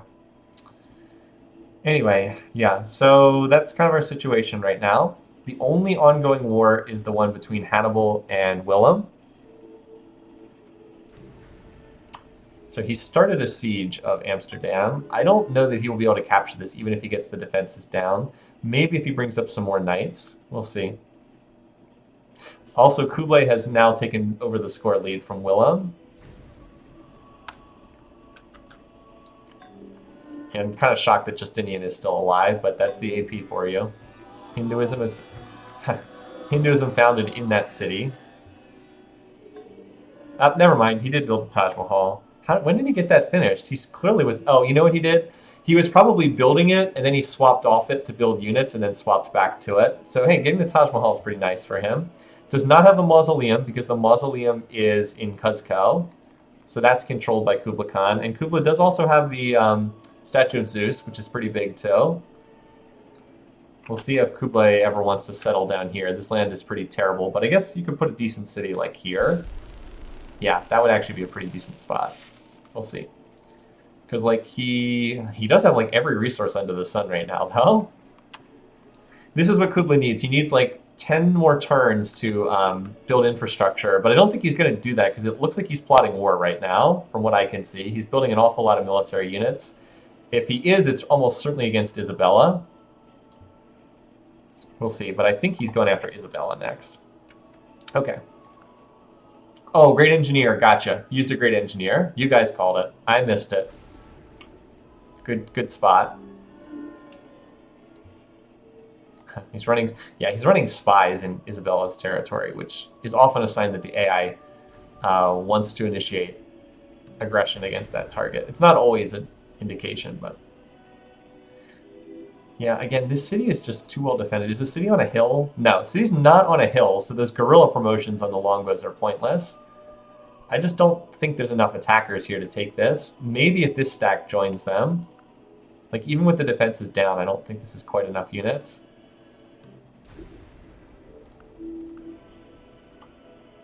That said, by forcing Willem to build the Islamic shrine, there's like 3 cities with Islam in it. By forcing Willem to build all these units, it's definitely slowing him down. He was really starting to run away with the game back there. All right, well now Kublai's backed off and is building some grocers, which is something he needs to do. Oh, here's his doom stack right here, 58 units. Where is this stack going?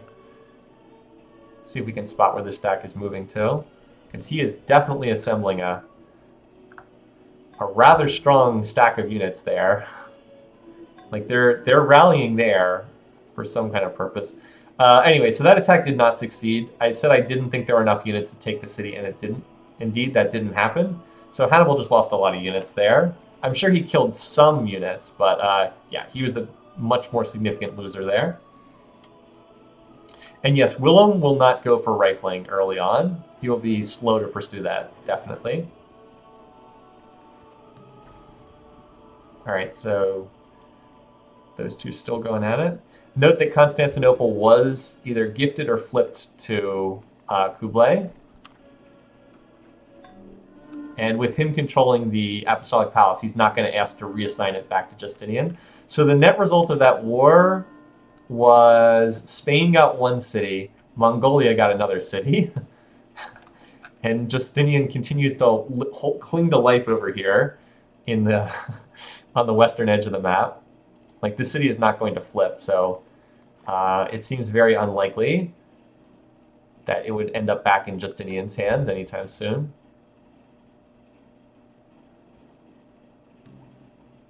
So Kublai now has full control of the Apostolic Palace.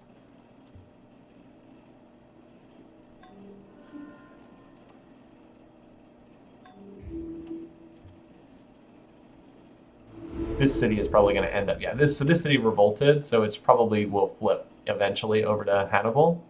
Not really a surprise there, given how culturally crushed it was. Anyway, so we'll keep an eye on this war because that's the only fighting going on. But it's not too significant. Doesn't seem like a city is going to be... Oh, never mind. There actually is another siege going on over here. Again, I don't think there's enough units here to make much of a difference, though. Willem now finally going for some kind of military unit. Military tradition. Oh, I think we just had a war declaration. Yep. Saw it on the mini-map. And I was pretty sure that Kublai was going to go after Isabella next. Now, he can't call a crusade against Isabella because she also has the AP religion present. Where's the doom stack? Here it is. Wait, no, that's not it either. Where was that stacked with 60 units in it? It's got to be somewhere along the border. So this is not good for Isabella. Good for Kublai, though.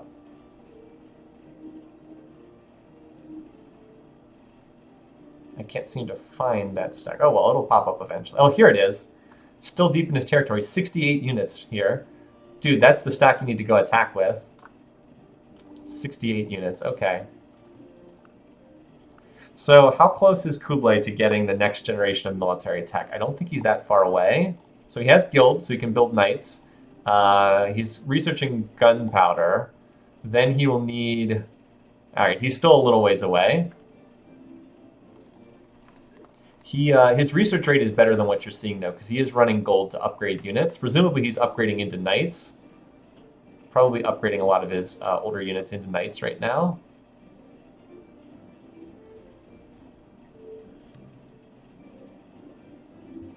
It's like the Pope protecting Justinian. Something like that. How's Isabella's tech? Good question. I think we looked at it relatively recently.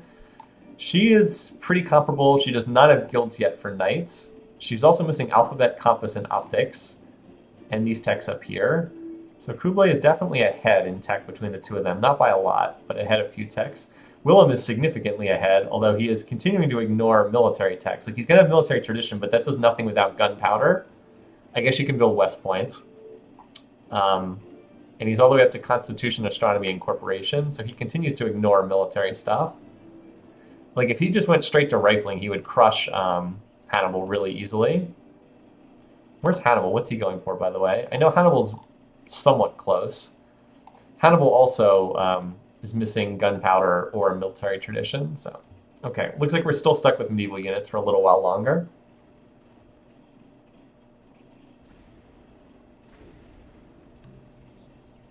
Oh, and we should probably just look at the power bar graphs, too.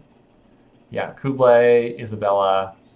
So Hannibal has started to fall behind Willem in their war, like in terms of power. So that's kind of significant. That Willem's been winning the individual unit fight there. I'm still waiting for that huge stack of Kublai's. Yeah, it's still parked back here. He's now got 69 units in it. Sometimes this happens. The AI just like sits and doesn't move its huge stacks. We'll see. Sooner or later he'll move it. This is a fairly decent stack too. 14 units. Although Isabella's main stack is in here, so this city is not falling. Hannibal triggering a Golden Age is smart for him. And he did also get this city to flip, by the way. So that one did finally flip over.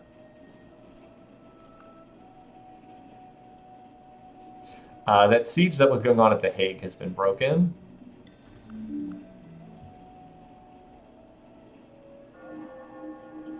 Justinian is now converted to Islam. Okay, buddy. Probably not your smartest move. Now Kublai is not going to like him nearly as much. Now he's only cautious with Kublai. We've still got a real race for who's going to win this one. I think Willem and Kublai are the two obvious favorites. But, like, it's still... All right, here we go. So here's the Doom stack. 71 units grouped together. Yeah, when that gets up here, I think this city is going to fall. All right, so they made peace, and Hannibal got his city back in the peace treaty, which I'm not quite sure why. Oh, no, never mind. It was actually after the peace treaty. So that whole war ended up not doing anything other than slowing down Willem a little bit. Willem is on printing press. That doesn't mean he's going for rifling. Nope. He probably wants it for the economic benefits. This game is kind of turning into a race as far as whether Kublai can, like, win by domination before Willem can win by space or culture. So it's kind of an interesting setup in that regard. A lot of these games have not been that, been that much question about who's going to win, whereas this one is still very much up in the air. Let's see how much the defenses go down in Barcelona. Oh, 50%? Yeah, there's a lot of siege units in there. 80, now up to 81 units. And the sad thing for Isabella is she's got a lot of units in this city. She has 19 longbows in this city. It is not on a hill, so there's no hillside bonus here. So this could be an epic slaughter for one side or the other.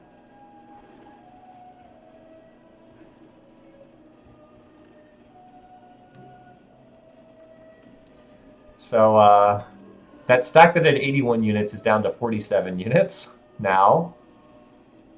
The 19 longbows are down to 7 longbows. Let's see, that fight's going to continue. You do wonder why Kublai didn't wait one more turn and get the defenses down to 0 instead of attacking with 18% defenses left. Kind of weird that the AI will do that.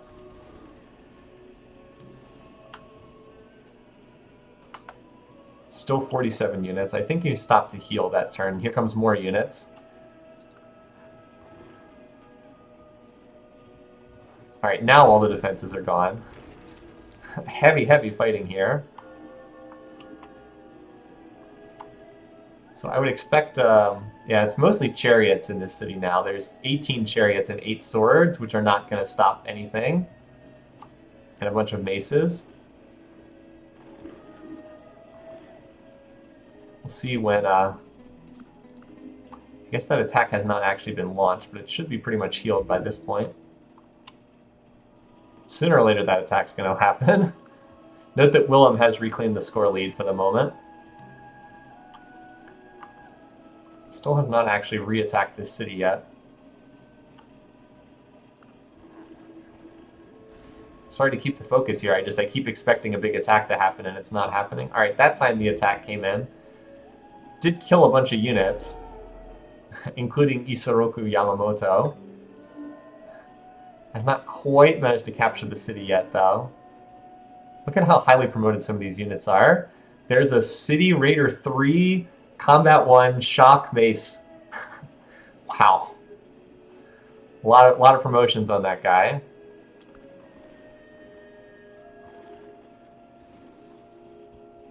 This has been quite a battle over Barcelona. Like, if we look at the power bar graphs, yeah, geez, look at the fighting. This has all been at one city. I think Isabella has gotten the worst of it, though. Pretty epic. Stol's 11 longbows. Only 2 now. Down to 2 longbows. 11 chariots. I expect some of these units are healing. Like, there's another Kublai stack over here. It's like both of them are pouring everything into this one city. Yeah, there's another stack over here. Heavy, heavy, heavy fighting. This one city.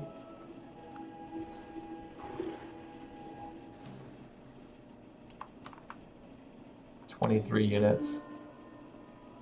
I thought that this city would get captured, but it looks like it's going to hold. So there's not quite enough force to punch through there. Hannibal is going for rifling. And Kublai's on nationalism. He's going for military tradition, which would unlock Cuirassier. But it does appear that Barcelona is held for the moment. At least until more units come. I mean, there's more units coming over still.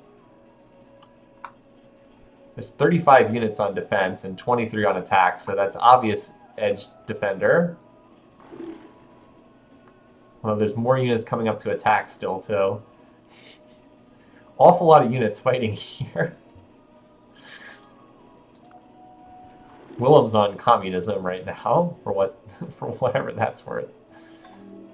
If this city does fall, it will really open the way into the city. So there's 30 units on defense right now. 19 units on this tile. About 8 more knights behind this.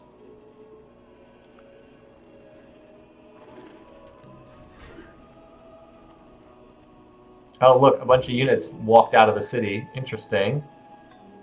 So with that being the case, with these units leaving the city, it should be enough for the attackers to capture it, you would think, because there's only like 8 or 9 units left in there now. I'm not quite sure why they would leave the city, but they did. So it finally was captured. That is the Christian Holy City, by the way. Alright, so after a pretty epic battle, 26 gold per turn. After that epic battle, look at the power as a result. Oh boy, okay, Hannibal getting ready for war. He just hit rifling tech. Maybe he's not getting ready for war. Maybe he's just upgrading his units. He might just be upgrading his units. How do I rate the Spanish as a Civ? Mediocre to poor, in Civ 4 at least. Not one of the better ones. This group could probably just capture this city because there's not very many defenders in there. Oh, even smart enough to walk across the river. Alright, it got reinforced, so maybe not now.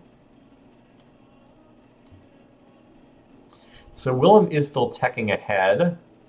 That said, if Hannibal were to re-attack now while he has rifles, he'd do a lot of damage. I'm just not sure if he's going to, because he does not appear to be plotting war. Alright, so that attack did not succeed over there. Not quite enough damage.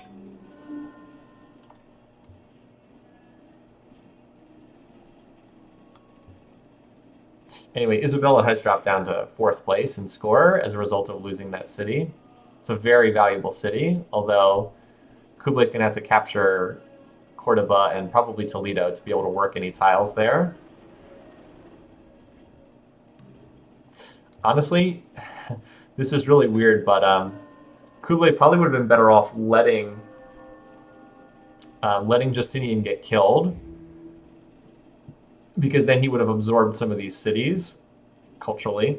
He did just pop a golden age though, and that's pretty big because he has the mausoleum and it'll get the extended golden age. Willem on replaceable parts. All right, so Willem's finally going to pick up rifling, and that means Willem will basically be invulnerable once he hits. We actually had a comment in the predictions. Someone said if Willem can reach rifling, he's probably safe, and I think that's largely true. Yeah, he's quite a ways ahead of Kublai. Like, look at yeah, he's almost a full era ahead of Kublai. And once he hits rifling, he's pretty safe. So for all of Kublai's, successes in this game, there's a decent chance that it just ends with Willem, like, blasting off to space or something like that. Because Kublai still is a long way away from domination, which is his most likely victory condition. Yeah, Hannibal had a small window to attack, and it is about to close. That's exactly right. He doesn't appear to be plotting war. Like we said, taking away Utrecht was pretty big, but he kind of needed to take away another city or two to really slow down Willem. I mean, he did slow him down, but probably not enough, if that makes sense.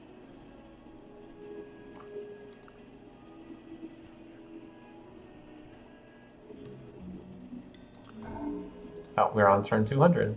Still a really interesting game. Like, Toledo does seem to be the next target. Does this have the Spanish unique wall in it? Yeah, it has a citadel. Okay, so it's going to take forever to capture that. Although we are seeing the cuirassier appear, and Kublai appears to be going for rifling, so...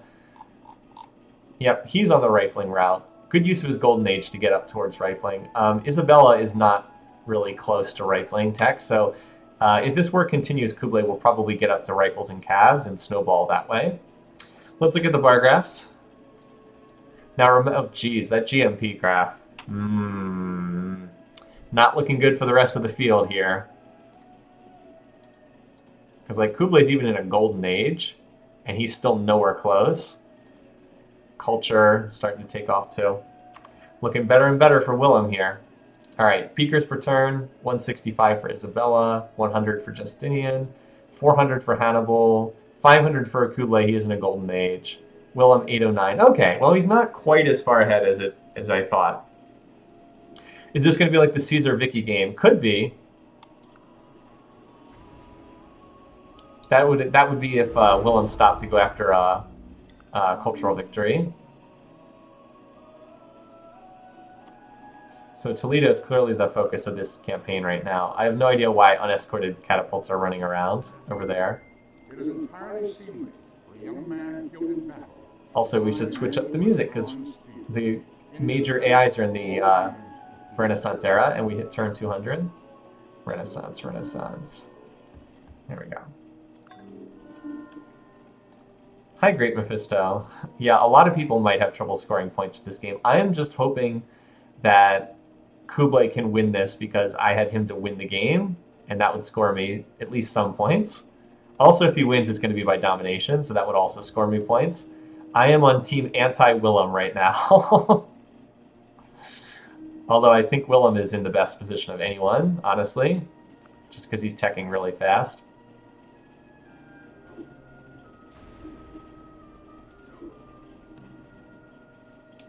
All right, but like Kublai is already up to rifling. And he is likely to conquer all of Spanish territory, so... Like, Toledo should fall. It's, Knight against Longbow is a pretty good matchup for Knights. It's like when you just go up to the 12 strength of the Cuirassiers, it really makes a difference in the matchup against the Longbow. Like, you flip it from getting, like, 60% odds up to, like, 85% odds, and it's just... it really makes a big difference, even though it doesn't feel like going from 10 strength to 12 strength is that much. It really is a big change. So the fact that Kublai has advanced to that level is kind of a big deal. Also, hey, it looks like this stack's going somewhere. Where are you going, Hannibal? Are you going after Isabella too? Because it sure looks like he's going after somebody here. Let's find out.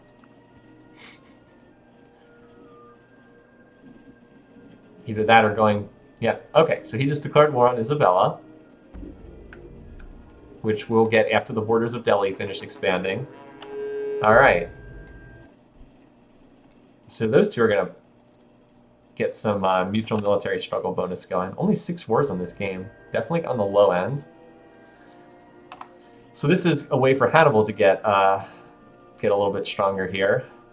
If Kublai and Hannibal like start becoming best buds, which they look like they're going to rack up some mutual military struggle here, Willem could be on the outside looking in against those two. Could be. I guess we'll have to wait and see. But like the two of them joining together would be pretty interesting, because they might be able to work together against Willem later on. Look at this city. Although in the short run, taking down some of these Spanish cities is only likely to give more territory over to Willem, because like the Dutch culture is pretty strong. Like Santiago obviously is going to end up going over to Willem.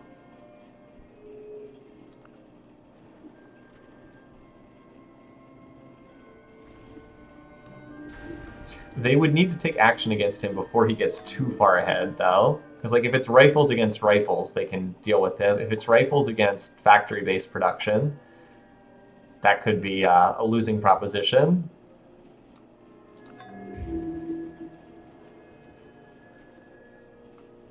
Like Willem may just be getting to the critical mass point where he can't really be stopped any longer. But we shall see.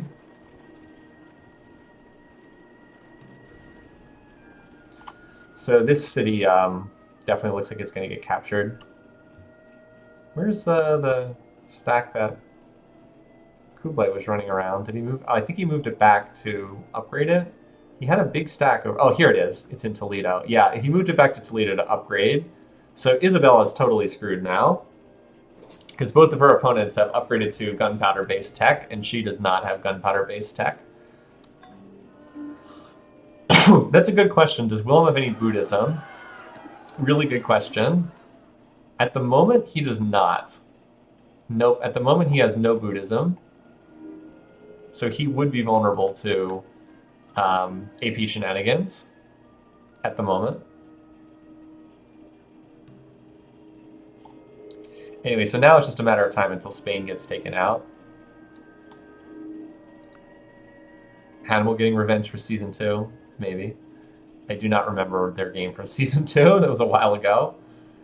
If nobody has open borders with Willem, Isabella might survive on that single city. Well, the thing is, they do have open borders, because Hannibal is walking through the territory, and I noted that Kublai Khan was moving units through territory too. It's a good suggestion, but it just turns out that open borders is not a problem for this particular game. Good thought, though. So yeah, they will have no trouble hunting down that city. This is not true, by the way.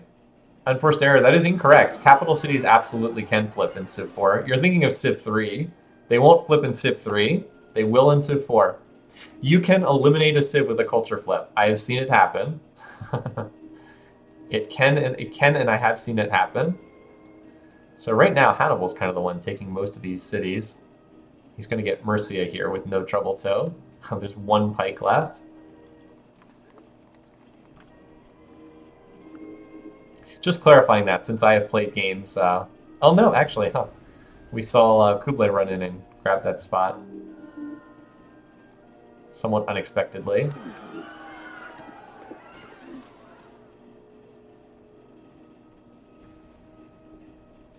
So Hannibal is picking up some territory for himself here.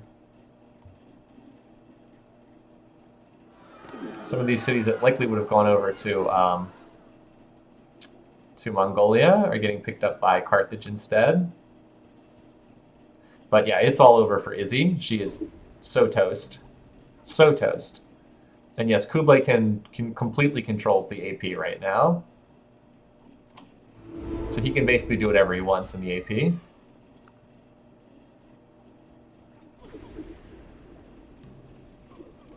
I'm trying to find where was the... Okay, so Kublai did move his big stack out. Here it is. It's over here, 63 units. So he's moving it out. He's finished upgrading it, but it's still a little bit slow. Oh, that one was taken by the Mongols. All right, no, enough request spam.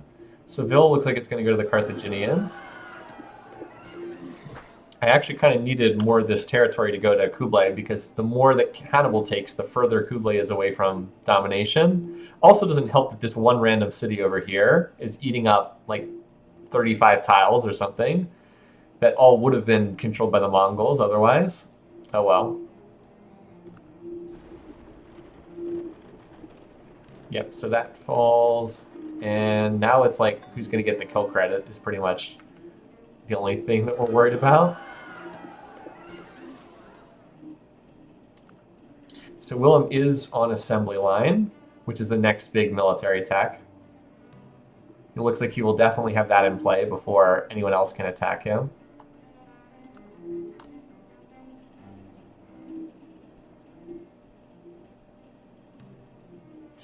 It is a good question of how much military he's going to build. He tends not to build a ton of military, Willem. Like, if we're curious about the power of Vargas right now. Yeah, see, like, Willem is not tops in power. He's leading in tech, but not in power. Of course, the more time that passes, the better it is for Willem. Oh, that one went over to Carthage. I thought that that one was going to get picked up by the Mongols because they had their big stack next to it. Willem picking up Statue of Liberty is pretty nice for him, too. And his culture is pretty dominant. Like, look at poor Santiago and Toledo.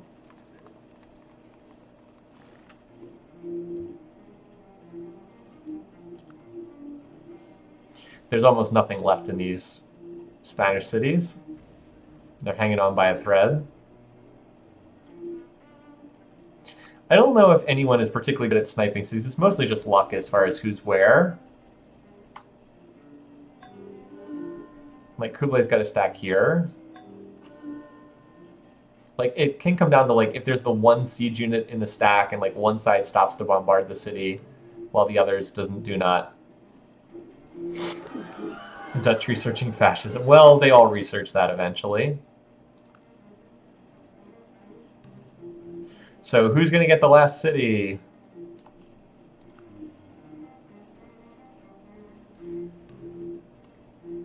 I think it's going to be Kublai, based on what I'm seeing here. All right, it was Kublai Khan. All right, so another one bites the dust. Isabella was not first to die, but the read that she would make religious enemies with everyone was a correct read on the game. Just took longer than a lot of us were thinking. Again, this game was just completely thrown off course by Kublai attacking Justinian so early in the game. Anyway, all right, so Isabella next to go.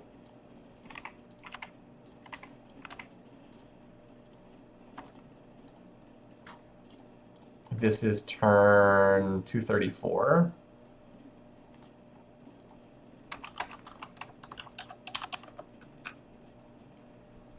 And the kill went to Kublai Khan again. He's now up to 3 kills on the game.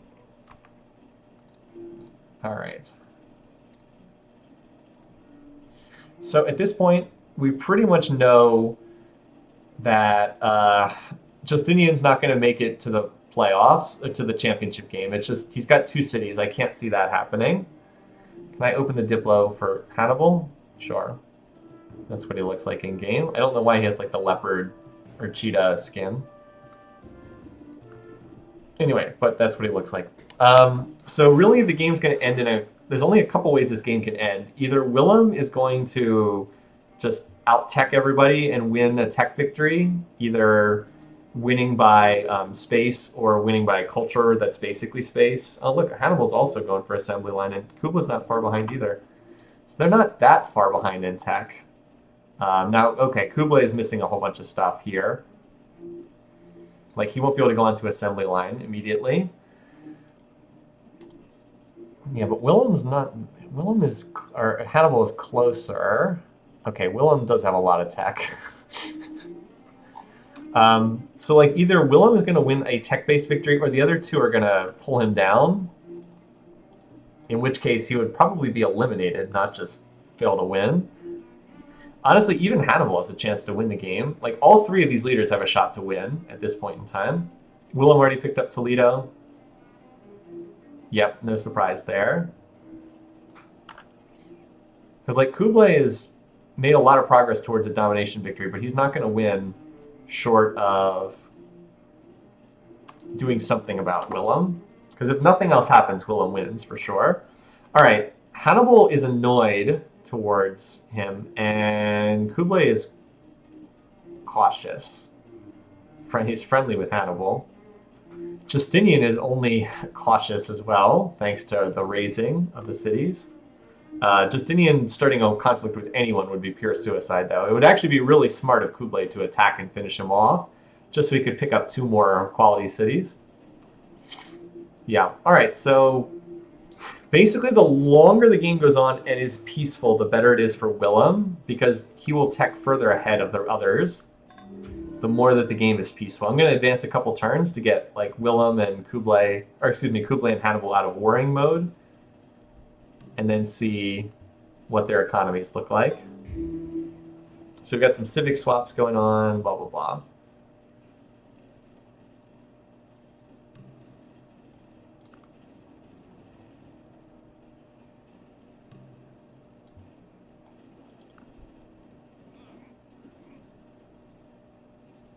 Wait, did we just have a fighting there at Santiago? I don't think so. But it kind of looked like it. Is this a fast game? Yeah, this has been a fast game so far. It looks like there's a war going on. Oh, okay. Wow, all right.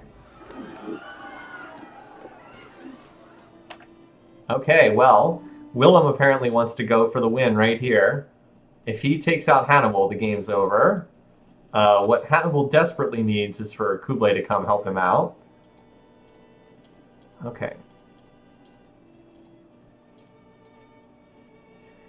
Yeah, because Hannibal is behind Willem, but Kublai is still well ahead of both of them. Hannibal's not far away from assembly line, but it's a tough war for him. He really needs to pull Kublai into this. Again, Kublai's only cautious, and you do see that you declared war on our friend. So we'll see. He's not plotting war at the moment, because I don't see him building any units, but we'll see. Definitely a situation where Hannibal needs help. If he gets Kublai's help, I actually think that they win this. But if it's a 1v1 war, it's not going to be enough. And yes, that city being there is pretty funny. So where's Willem trying to attack from? Because Willem's the one who started this war. He's the one who initiated the fighting.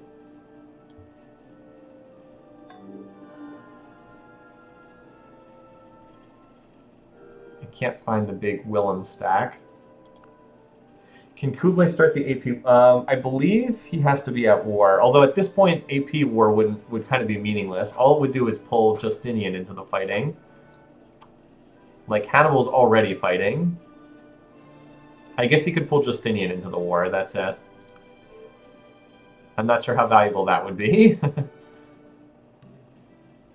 Didn't Willem initiate by taking that city? Yes. Willem started the war, and now he just took... now he just captured this city, Madrid. So Kublai, come on, dude. If you want to win this game, you have to join Hannibal. Otherwise, you will lose the game.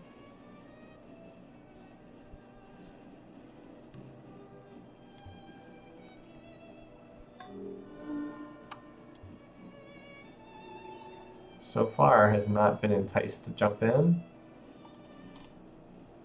Trying to keep an eye on what Kublai is building. Does not appear to be building a lot of military, for whatever that's worth. If Willem researches industrialism next, yeah, I think that's true. Tanks would be pretty unstoppable.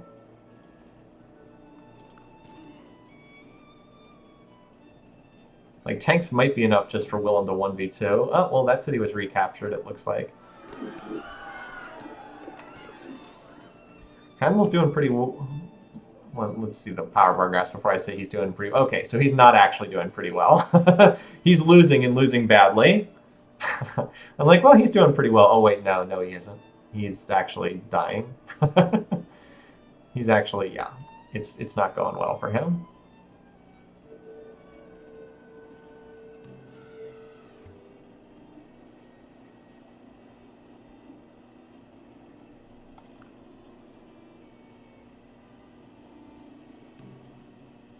But at least he's managed to avoid losing any more cities, at least so far.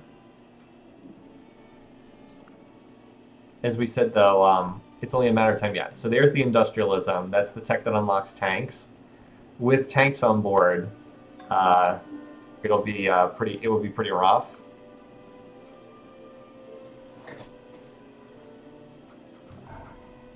All right, turn 250. Oh, there it is. So, now we've got the struggle to see who's going to win this game. Is the Hannibal plus Kublai pairing strong enough to deal with Willem, or is Willem just strong enough that he can 1v2 and still beat both of them? That's the real question here. This is Willem's stack. Is back at Madrid again. All right, Kublai does not have assembly line yet, so he is still on rifles and cavs as far as his tech. He's not too far off it, though. He actually, no, I was going to say he can research it, but he's missing education. Okay, so he's still a ways away from assembly line. So he's got a lot of units, but they're outdated. We saw Willem is researching industrialism, which is the next big tech, because it unlocks the tanks. And Hannibal is not close to tanks. He's a ways away from that. He also needs railroad, which I thought Kublai actually... Yeah, Kublai actually has railroad, so he can build machine guns. I think this was a few turns too late. Yeah. Oh, yeah, Justinian is also technically in this game. He might get pulled into the war via AP. Honestly, I think...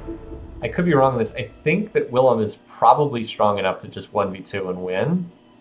But I could be wrong. They might just be able to overwhelm him with numbers. Here's the big Kublai stack. 109 units in this stack. We'll see what it's able to do. It looks like it got trapped in this city when it declared war. So yeah, 64 cabs and 6 cannons. That's enough to, wreck some stuff. Keep an eye on where this actually goes. I guess he's heading towards Middleburg. All right, so not an AP vote, just who controls the AP. So Madrid was still captured despite that. This city's been traded a couple different times, the former Spanish capital. Like, I would like to tell you that the 2v1's going to work, but I kind of think that it's not. We'll see. This is strong enough to take a city or two. It's more what happens after that. This is the kind of place where it would be better to raise a city, but of course the AI doesn't raise cities. Yeah, because like the tanks are on their way, and the artillery too. Oh, Amsterdam's also apparently gone legendary? Okay. How far away are the other cities? Okay, a long way away. Well, Madrid was recaptured. All right, so Nijmegen is 100 turns away, so not that close. This is true. Willem is fighting Statue of Zeus. That's true. Now, he does not get war weariness in his own territory, so keep that in mind. How many total cities does Willem have? Let's just do a quick count. Because he's really strong tech-wise, but he doesn't actually have that many cities. Like, losing any city would be disastrous. So, 1, 2, 1, 2, 3, 4, 5, 6, 7, 8, 9, 10, 11, 12. He has 12 cities right now. Obviously, there's way more cities on the part of the other two leaders combined. So, like, if you lost Middleburg here, that would be a pretty big deal. All the defenses are gone. Has not actually launched the attack yet. Just pillaging his cities is going to hurt him, too. That said, the tech base is going to slow down dramatically. I don't think the stream went down. Looks good on my end. You always should just check your connection before you start mentioning that. All right, so Middleburg was captured, as expected. Question is, how much did he lose in the course of doing that? He lost 20-ish units. That said, it really... Willem really can't afford to lose much in the way of cities. Yeah, like, if you look at the power... Kublai's is going down while his is still going up. Poor Isabella. Falls off the map there. We'll see. This is a close war. One of the closer ones I think we've seen.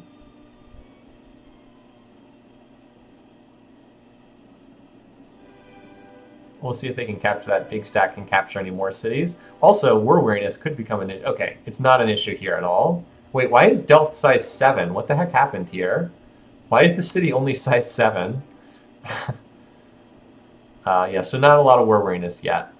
Does Justinian have cataphracts? He can't build them. He doesn't have horses. There's no horses. He can't build them. Not that cataphracts would do much right now anyway. Lots of desert, I guess. It is hurting Willem in the sense that a lot of his tiles are getting pillaged too. This city, Toledo, is somewhat vulnerable. If Hannibal could put together a new stack, he might be able to make a play for that. Although I think Hannibal is hurting more. I was trying to find out his level of war weariness. Not too bad.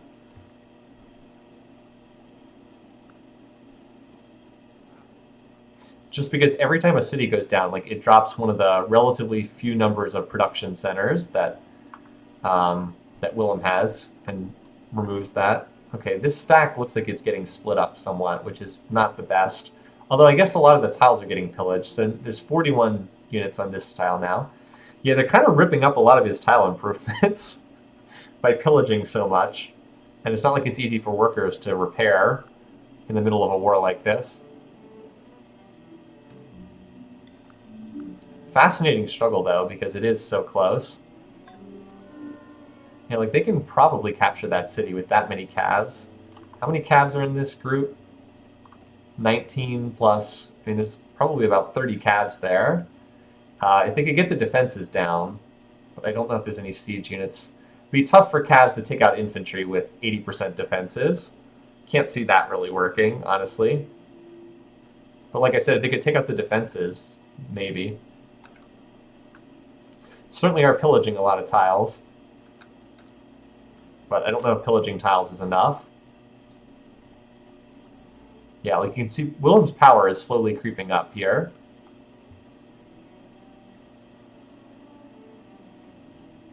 Hannibal at least has infantry. Kublai is slowly making his way towards assembly line. Like, he's going for corporation, probably because he wants assembly line. He has not picked up liberalism or divine right, and he probably should continue to ignore them. Does Willem have bombers yet? The AI doesn't typically do a lot with... I believe that he does, because he had flight, and I think he picked up radio. Yeah, so yes, he does. The AI typically does not do a ton with aircraft, though. They're not the best at using them.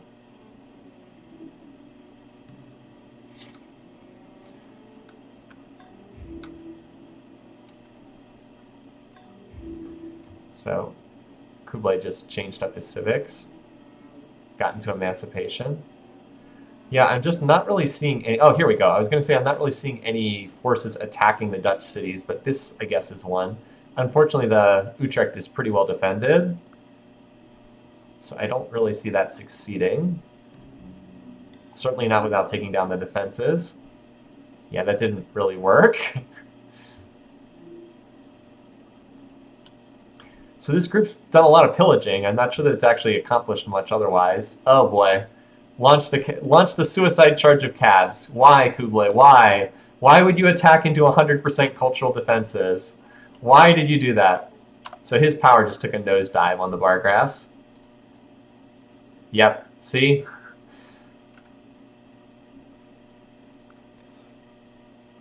That was a mistake. That was not a good decision there. It's really hard to attack leaders who are technologically advanced. If they're ahead of you in tech, it's hard. It's tough to fight them. That said, like they are kind of closing the gap here. Oh wait, was Willem on? Did you just go to 100% culture? Because it sure looks like he did. All right, Willem's on the culture. He's pursuing cultural victory, so his tech's not going to advance. He's got unfortunately, only really has 2 cities. Like Nijmegen will go legendary in 73 turns. Rotterdam, oh boy, his tech's not going to advance though. Rotterdam is his best. Where is that city? There it is, this one here. Yeah, he's looking at, yeah, he would do better just to keep researching. This is not a fast pace for cultural victory. Not fast at all. 199 turns. But he's on 100% culture, so this does give a chance for like Hannibal and Kublai to catch up a little bit. His third best was Middleborough. Oh, okay. Yep, so capturing that city, significant.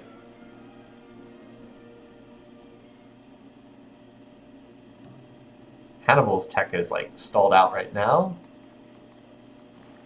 He is not teching very well at all. Although it looks like he could turn his science up a bit. Yeah, quality over quantity so far. So far at least.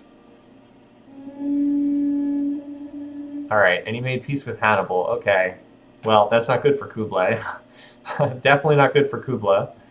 Oh, by the way, there's the ship destroyer on a land tile passing through that fort.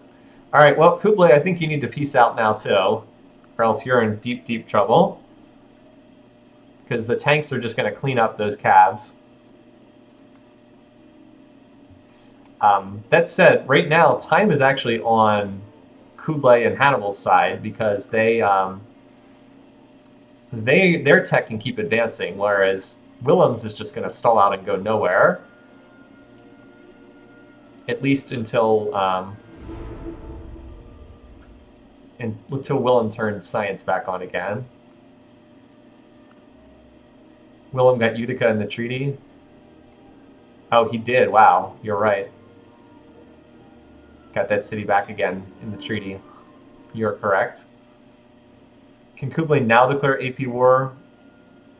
That's a good question. I don't know. I don't think Hannibal has any of the AP religious cities in his territory. Oh wait, yes he does, because he captured up here. Okay, so yes, he could, in theory, call a crusade vote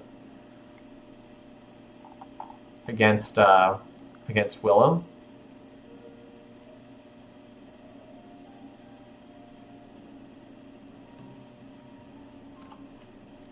But yeah, this is not going to go well for Kublai. He needs either to call a crusade vote or he needs to get out of this war.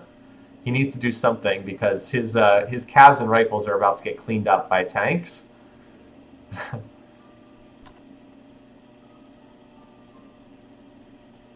I mean, yeah, that kind of tells the story, right?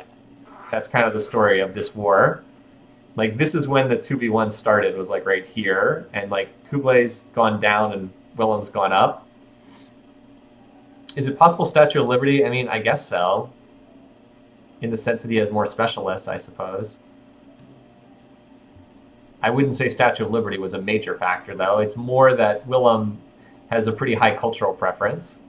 Statue of Zeus? Oh, Statue of Zeus? I don't think so. Like, the whole fighting has been in Dutch territory, so they've really not acquired any war weariness of any consequence. Like, there's He's got 43 happiness here. Now, he really has not picked up any war weariness at all. Any war weariness has been very minimal in this conflict. So no, I don't think so. It's a good thought, but I don't think so. You think Kublai's going to win? I still think Willem is more likely, honestly. But I don't know. We'll see. I guess the fact that Willem did turn off his science is pretty dumb. Kublai's tech is slowly crawling up. I guess eventually Kublai will catch up in tech. Yeah, he's about to get assembly line, and that would at least bring him close to parity in tech.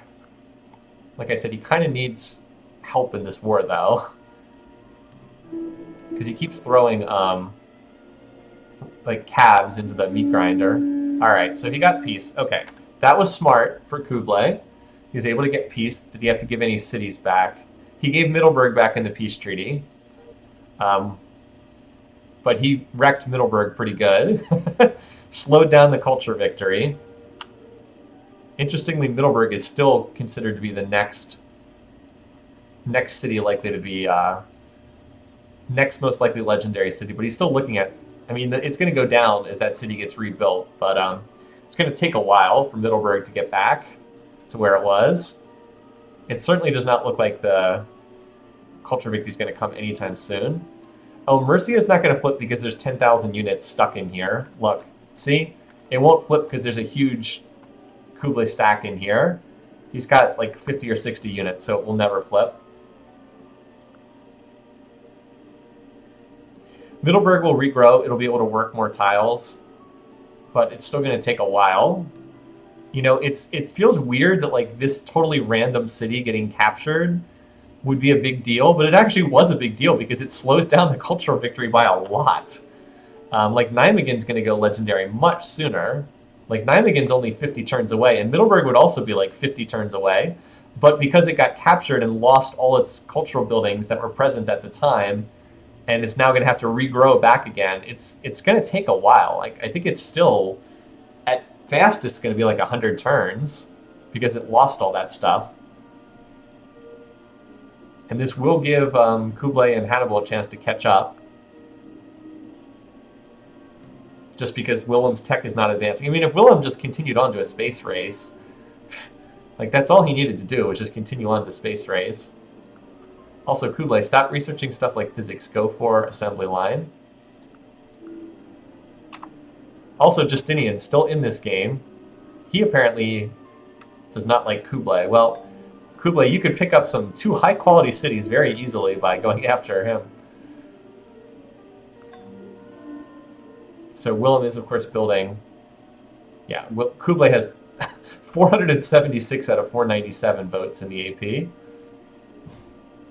So completely controls that wonder.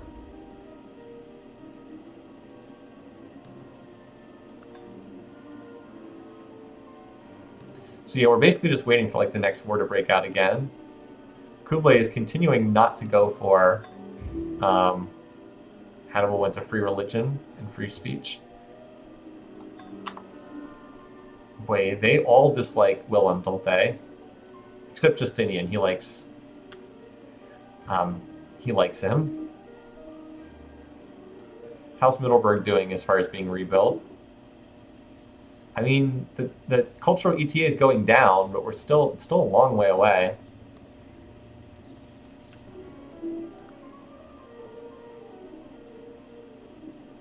Like I said, it is interesting that that random city getting captured turned out to be so significant. Oh, and the UN's finished. Okay. So this means that we can do away with old Sitting Bull because he just got introduced to everybody. All right, so the UN finished. Also, Kublai just went free religion. So I got to look at the diplomacy again. All right, bid farewell to Sitting Bull. Bye, buddy. So the AP is like not going to be as big after this. Oh yeah, and Willem never lost his... Yeah, he never lost this city, which, by the way, is just packed full of units. That's pretty crazy. All right, so Kublai is now friendly with Hannibal. Hannibal's not friendly with him. but it seems unlikely that they would attack each other. Yeah, it's pretty much the two that fought together against Willem hate him, and he hates both of them. And then Justinian's also in the game. Ho ho ho! Justinian has a city defended by maces. Well, this is kind of interesting. Does Kublai have enough to get voted in by the diplomatic winner? I don't think Hannibal would vote him for the victory. 336 votes. How many does he need to win? If Justinian votes for, excuse me, not Justinian. If Hannibal votes for him, Kublai will win the game via UN. That's in play. Oh, you're right. I do need to drop the AP religion. Thank you for suggesting that.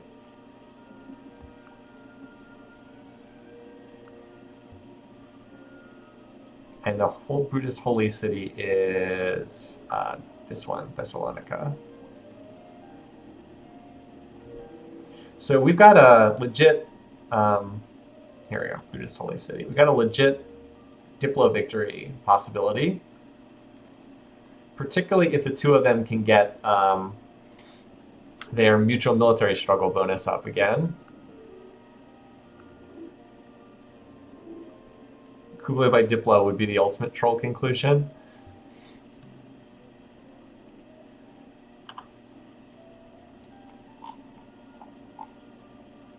Kublai needs to pick up assembly line. He's kind of dicking around at the bottom of the tree here. But like, if you look at Kublai, he's got everything to the left of this. If you compare him to Willem, all right, Willem's still ahead, but like he is closing the gap. How about Hannibal? Yeah, like they're slowly catching up because Willem is, 100% culture. Eiffel Tower did just put a broadcast tower, that's true. Okay, 92 turns. And the city is still regrowing and still picking up more tiles. But like I said, I don't think it can win by culture before about turn 350. And obviously Willem would have won a spaceship victory much sooner than that. 4 AI surviving out of 6. That's not that unusual. We've had some very deadly games this year, but it's not that unusual. All right. Kublai just seems to be going full research mode here. He does not seem eager to go to war.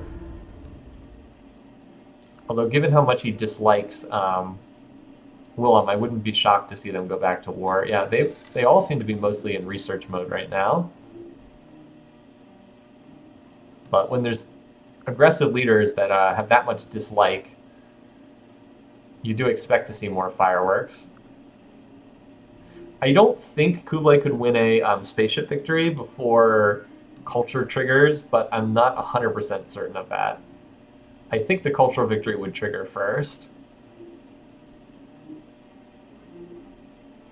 Okay, for some reason this inner turn is taking longer. Oh, I don't actually want a monument. It's nice that the settlers take exactly 50 turns to build. Yeah, he's building anti-tanks. He's thinking about plotting war again.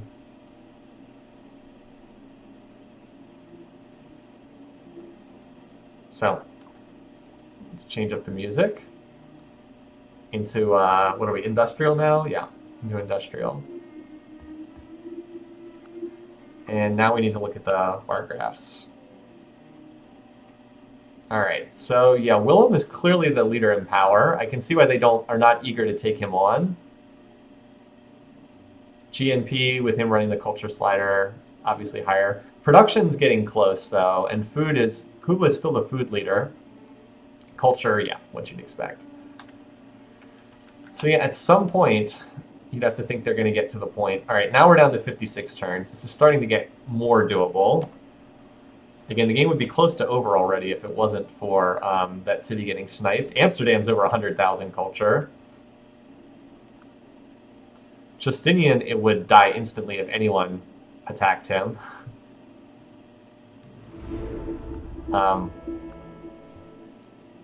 Note that we still do not have factories on the part of Kublai. He has not gone for assembly line, which is a really bad move on his part. He needs the extra production, and he also needs the military advantage of being able to build those units. But yeah, we're still kind of on the clock here. Like, it is slowly getting closer to Willem's cultural victory. At some point, that will hit. So if these other leaders don't do anything, eventually that will cause him to win.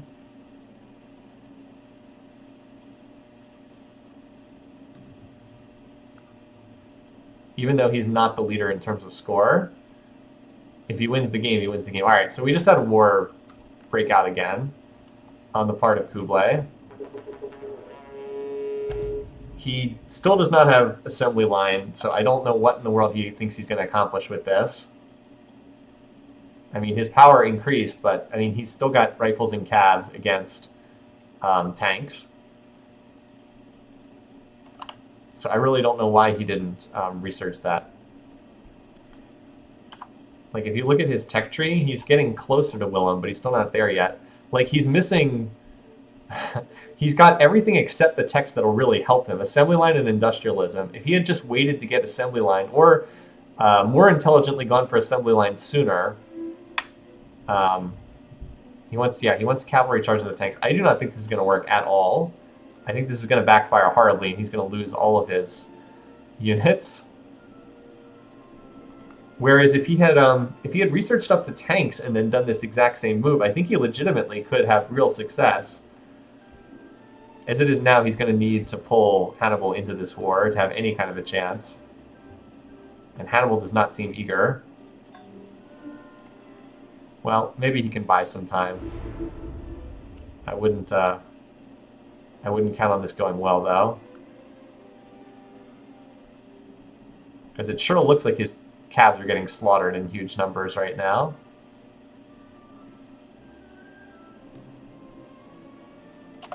My read, if I'm reading this correctly, he just lost, like, everything.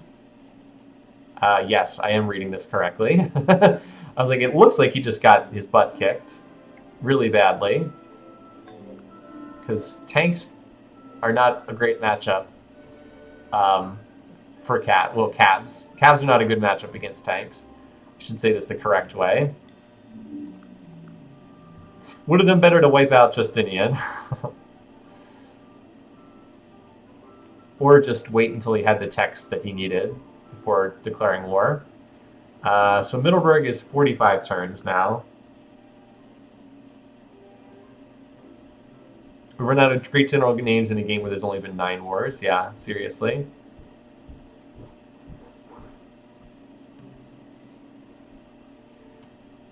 Like, so far, Kublai hasn't lost any cities, but it's only a matter of time. Like, once the tanks group up. Like, once the tanks finish killing his guys. Although, he does have anti-tanks, so I guess he does have one unit he can use to fight back with. Justinian triggers a golden age. Okay. I guess the anti-tanks do help. That said, it's not going well. It's not going well. I'm honestly surprised we haven't seen any of the cities fall yet. This one, Madrid, is probably the first to go. Either that or Barcelona here.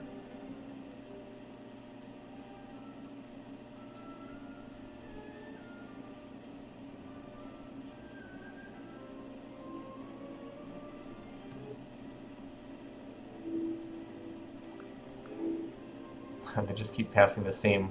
He should pass a. Okay, well, that city we knew was gonna get captured. It's like, okay, well, that one we know.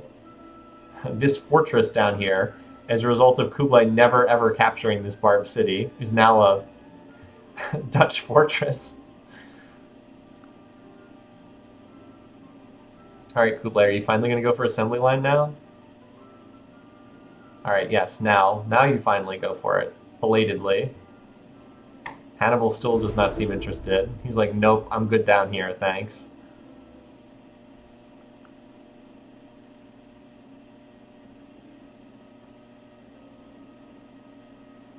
God had one shot and he wasted it.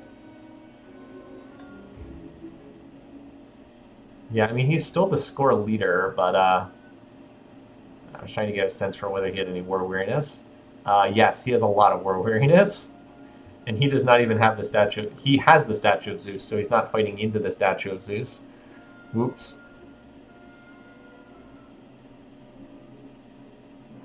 Yeah, I think Madrid is the next target to fall. So Nijmegen is now gone legendary. Now we're just waiting on Middelburg, which is still 39 turns away. Sheesh.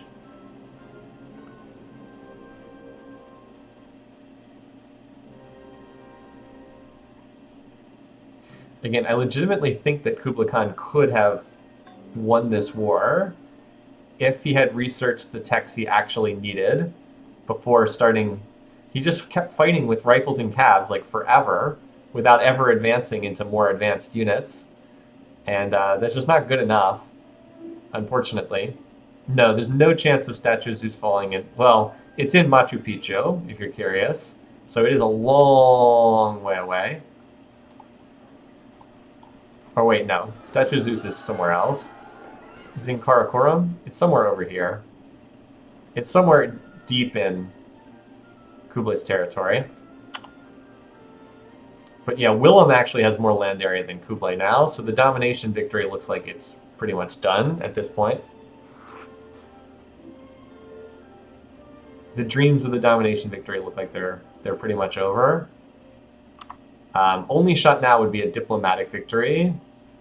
I don't know if Hannibal would vote for him. And there might have been enough population lost on the part of Kublai even to rule that out. He's got 345. I don't know if that would be enough. Nope, 350 needed for Diplo victory. So he's lost enough pop now that he wouldn't be able to do that. And yeah, and like now more cities are falling too. Yeah, it's snowballed now. At this point, it's pretty much over. Kublai can still make it onto the wildcard game, but it does not seem likely that he can win this one any longer. Which is unfortunate for me because I picked him to win, and he was so close to winning in this game. So close. If he had just played it slightly smarter, you know, if he had just captured the Barb city, if he had just taken Justinian cities, if he had just waited for his tech to be a little bit more advanced, Willem opened the door enormously wide to give him a shot. But no, he just couldn't quite get it done. And attacked at a really stupid time instead of building his factories first and then coming back.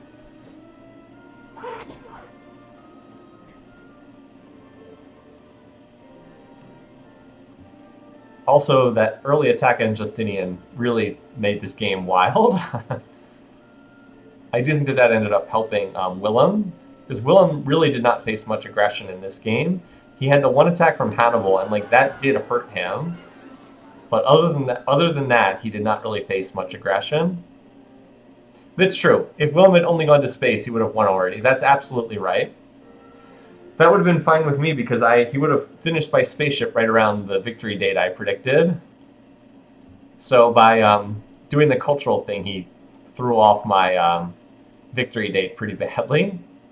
But oh well. That's life. Yep, so now we're just watching. I mean, the big question now is, will Kublai's score fall down below Hannibal's before this game is over? It's not impossible that that could happen. Heck, it's not impossible that if it pushes far enough that Willem could win a domination victory. Oh, well, that's interesting. Okay. Well, that injects a little last-minute drama into this. Hannibal declared.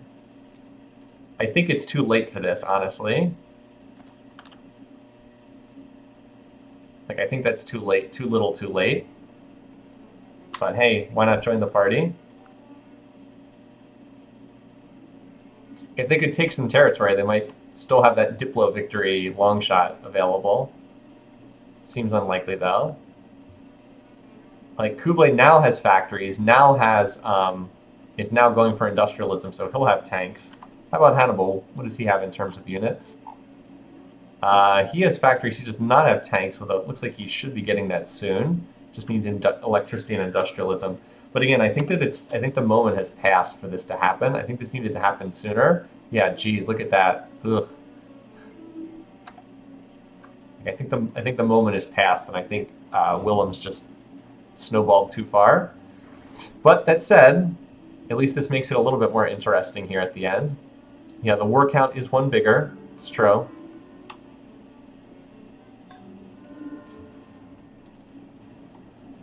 Middleburg's only 28 turns away right now. And like if Middleburg doesn't go legendary, some of these other cities probably can. Like Nijmegen's already legendary. What are the other core cities? Like Utrecht. Alright, well Utrecht's a ways away. If by some miracle they could get up to Middleburg, which I don't think is going to happen. Yeah, I don't think that they can do enough in 28 turns to stop this. The only other city that they could capture would be... what's the other one? I guess Delft or Amsterdam? Taking one of those would also stop the cultural victory. It's 150,000 culture in Amsterdam. Talk about a little bit more than you need. If by some miracle they could get to Amsterdam, that would also stop the cultural victory. Seems unlikely, though.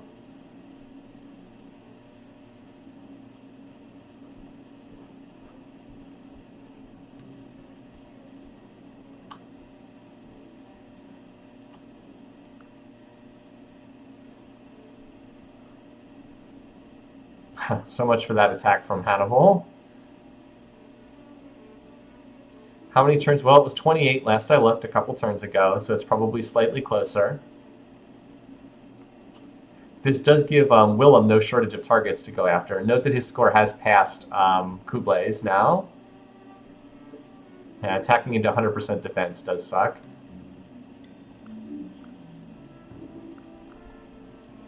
These UN resolutions are completely pointless.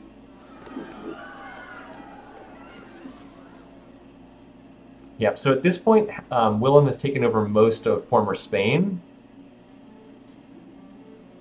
And like his tanks are just continuing to roll onwards. He's not really being threatened. Also, his culture is so dominant that, look, even Carthage itself is like being pressured by his culture. So was getting Hannibal to join the war like a cunning plan from Kublai to make sure that his score doesn't fall below Hannibal's? Oh, they're actually trying to take this city, but they're not succeeding. As it continues to pump out ever more tanks. This is a good reason why you don't want to let another Civ get a city in your back lines. Also, the war weariness is pretty horrendous. Yeah.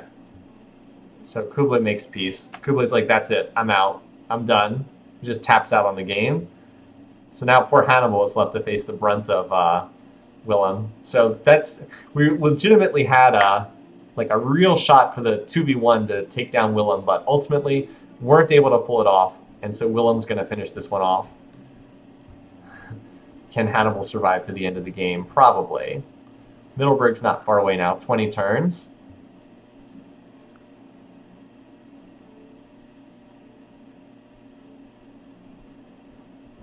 So even though Willem never picked up any more techs after going 100% science, he was still far enough ahead that it didn't ultimately matter. Okay, great, thanks, Justinian. This was not your game. Link Mario Simus, you've typed this like 3 times. I have no idea what this even is supposed to mean. Amazed Willem's doing this well, given Huayna was first to die. What does that even mean? I don't get it. Anyway, so now we finally have a Diplo victory, but it's too late. Willem controls enough population that he can block the Diplo victory now. So this will not end up. Going through. Wow, it was close though. Jeez, look how close that was. Kublai misses it by 13 votes. Jeez, if he had held on to like one more city, he would have won the game here. That's all it is. That's the difference of like one more city. Wow. Really, really close.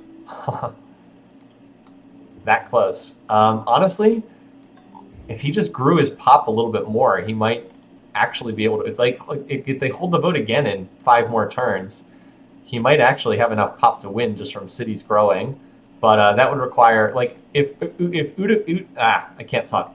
If Utica had remained in Hannibal's hands, then that would have been a victory for Kublai Khan. It was that close. Like, swing one city, and he would have gotten that. Justinian abstains. Yeah. A little late on calling the vote. It's true. Called the vote just slightly sooner. I think he could have won the game, too. So Kublai's been really close to winning this a couple different times. But just like we said, just came up a little bit short. And of course, Willem's able to capture more population by taking cities. One thing, though, is a lot of Kublai's cities are growing because he was kind of like, a lot of them couldn't grow because of war. Oh, you know what else it is? It's this freaking city. It's this freaking city. If Kublai had captured the freaking Barb city, he would have won the game. Are you kidding me? That stupid Barb city that had one archer sitting in it, and which Kublai actually captured, only to have another Barb archer recaptured on the same turn. Seriously, if he had just attacked the Barb city with one sword, he had two swords walk here, then walk away without attacking, he would have won the freaking game. Are you kidding me? It's ridiculous. Because that would have been 10 pop less for Willem and 10 pop more for Kublai. Unbelievable. Like, these games swing on some of the closest things sometimes. It's really crazy. But yeah, the Diplo victory is now out because Hannibal's cities are starting to fall. And of course, as he loses population, then of course that makes it harder to win the Diplo victory. Willem looks like he just has enough now to block it. Need to look at this from a different angle. Yeah, it is confusing because Willem is normally Willem and Hannibal are normally the same color. Yes. I'm just frustrated because I like so close to getting the 5 points for Kublai winning the game. Like so close on a lot of these things, only to come up short. I mean, don't get me wrong, Willem is a deserved winner, but like, to be that close and still come up short is a little frustrating. Anyway, we're down to 10 turns now. This is probably going to be late enough that it's going to cost a lot of us score points. I thought this game would be an early finish, which it would have been if Willem had not turned off science. I wouldn't say that Willem has been that great at actually capturing cities, although it does look like he's going to capture Carthage here sooner or later. Middleburg was 10 turns. It's like right around turn 350. Something like that.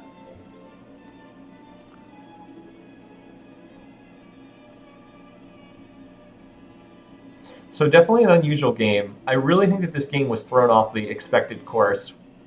Oh, okay. Or he just culture bombed it. Okay. I think some of you saw it. I actually did not see that happen. So he, yeah, it looks like he did culture bomb it. And that was enough to toss it over.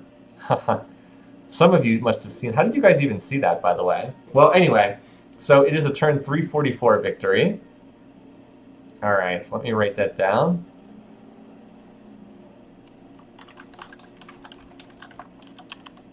I did not score hardly anything in that game. I missed on just about everything.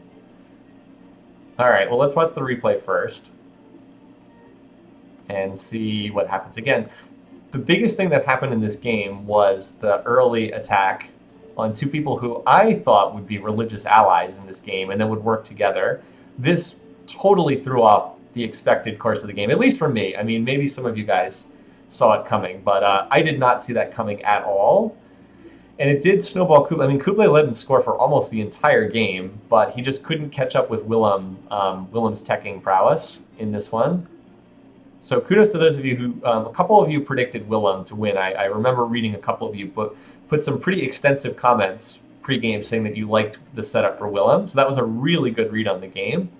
I think the other really crucial thing that happened in the game was Huayna Capac attacking Kublai, because I kind of liked Huayna Capac and Willem to like work together, but then we had this disastrous, insane attack that happened on the part of Huayna Capac that like backfired and then snowballed Kublai Khan into a huge powerhouse. Also, it's kind of weird that the AP saved Justinian from being killed. I do wonder how the game would have been different if Justinian had been killed. Like, if that territory had gone over to Spain, then it would have been captured by Mongolia later. Anyway, so we see the elimination of Huayna Capac, which makes Kublai Khan the runaway in territory, but not the runaway in tech. And there's your forced peace, keeping Isabella from finishing off Justinian. That territory would have ended up in Mongolian hands eventually. Also, the ridiculous barred city that caused Kublai not to win the game. The next big thing was everyone dogpiling Isabella, which, again, we expected to happen. We knew it was going to happen. It just happened much later than we expected because, again, Kublai was worst enemy. Kublai should have been the worst enemy of Isabella. Justinian should have been the worst enemy of Isabella. But that didn't happen because of that war that they fought in the very early stages of the game that really threw things off. So then we end up in this situation where Willem does not have the most territory or the most score, but because he's largely been left alone, has just really teched his way into a great position. I thought that Hannibal would attack him earlier in this game, but he did not. He let Willem kind of get to a position. And that one comment, yeah, there's our random Middleburg capture that stretched the game out much longer. If Willem had not been able to get to rifles before he got attacked, the game would have been very different. But hey, again, that pregame comment, I can't recall who wrote it, but just said if Willem gets to rifles, he's going to win the game. And that was exactly what happened. So a really, really good read of the game. And then we have our 2v1, but it's just ultimately not enough. They were not able to overcome. We have multiple war declarations, but it's really the same thing. They're just not strong enough to overcome the tech edge, even with Willem sitting there not teching for the last 100 turns of the game, basically. They still were not able to catch up to him. If Kublai had picked his tech path through the game a little bit better, if he had just taken like one more city, if they had called the Diplo victory vote earlier instead of later, might have been enough. But hey, could have, should have, would have, not enough. In the end, this one was it was Willem's game to win.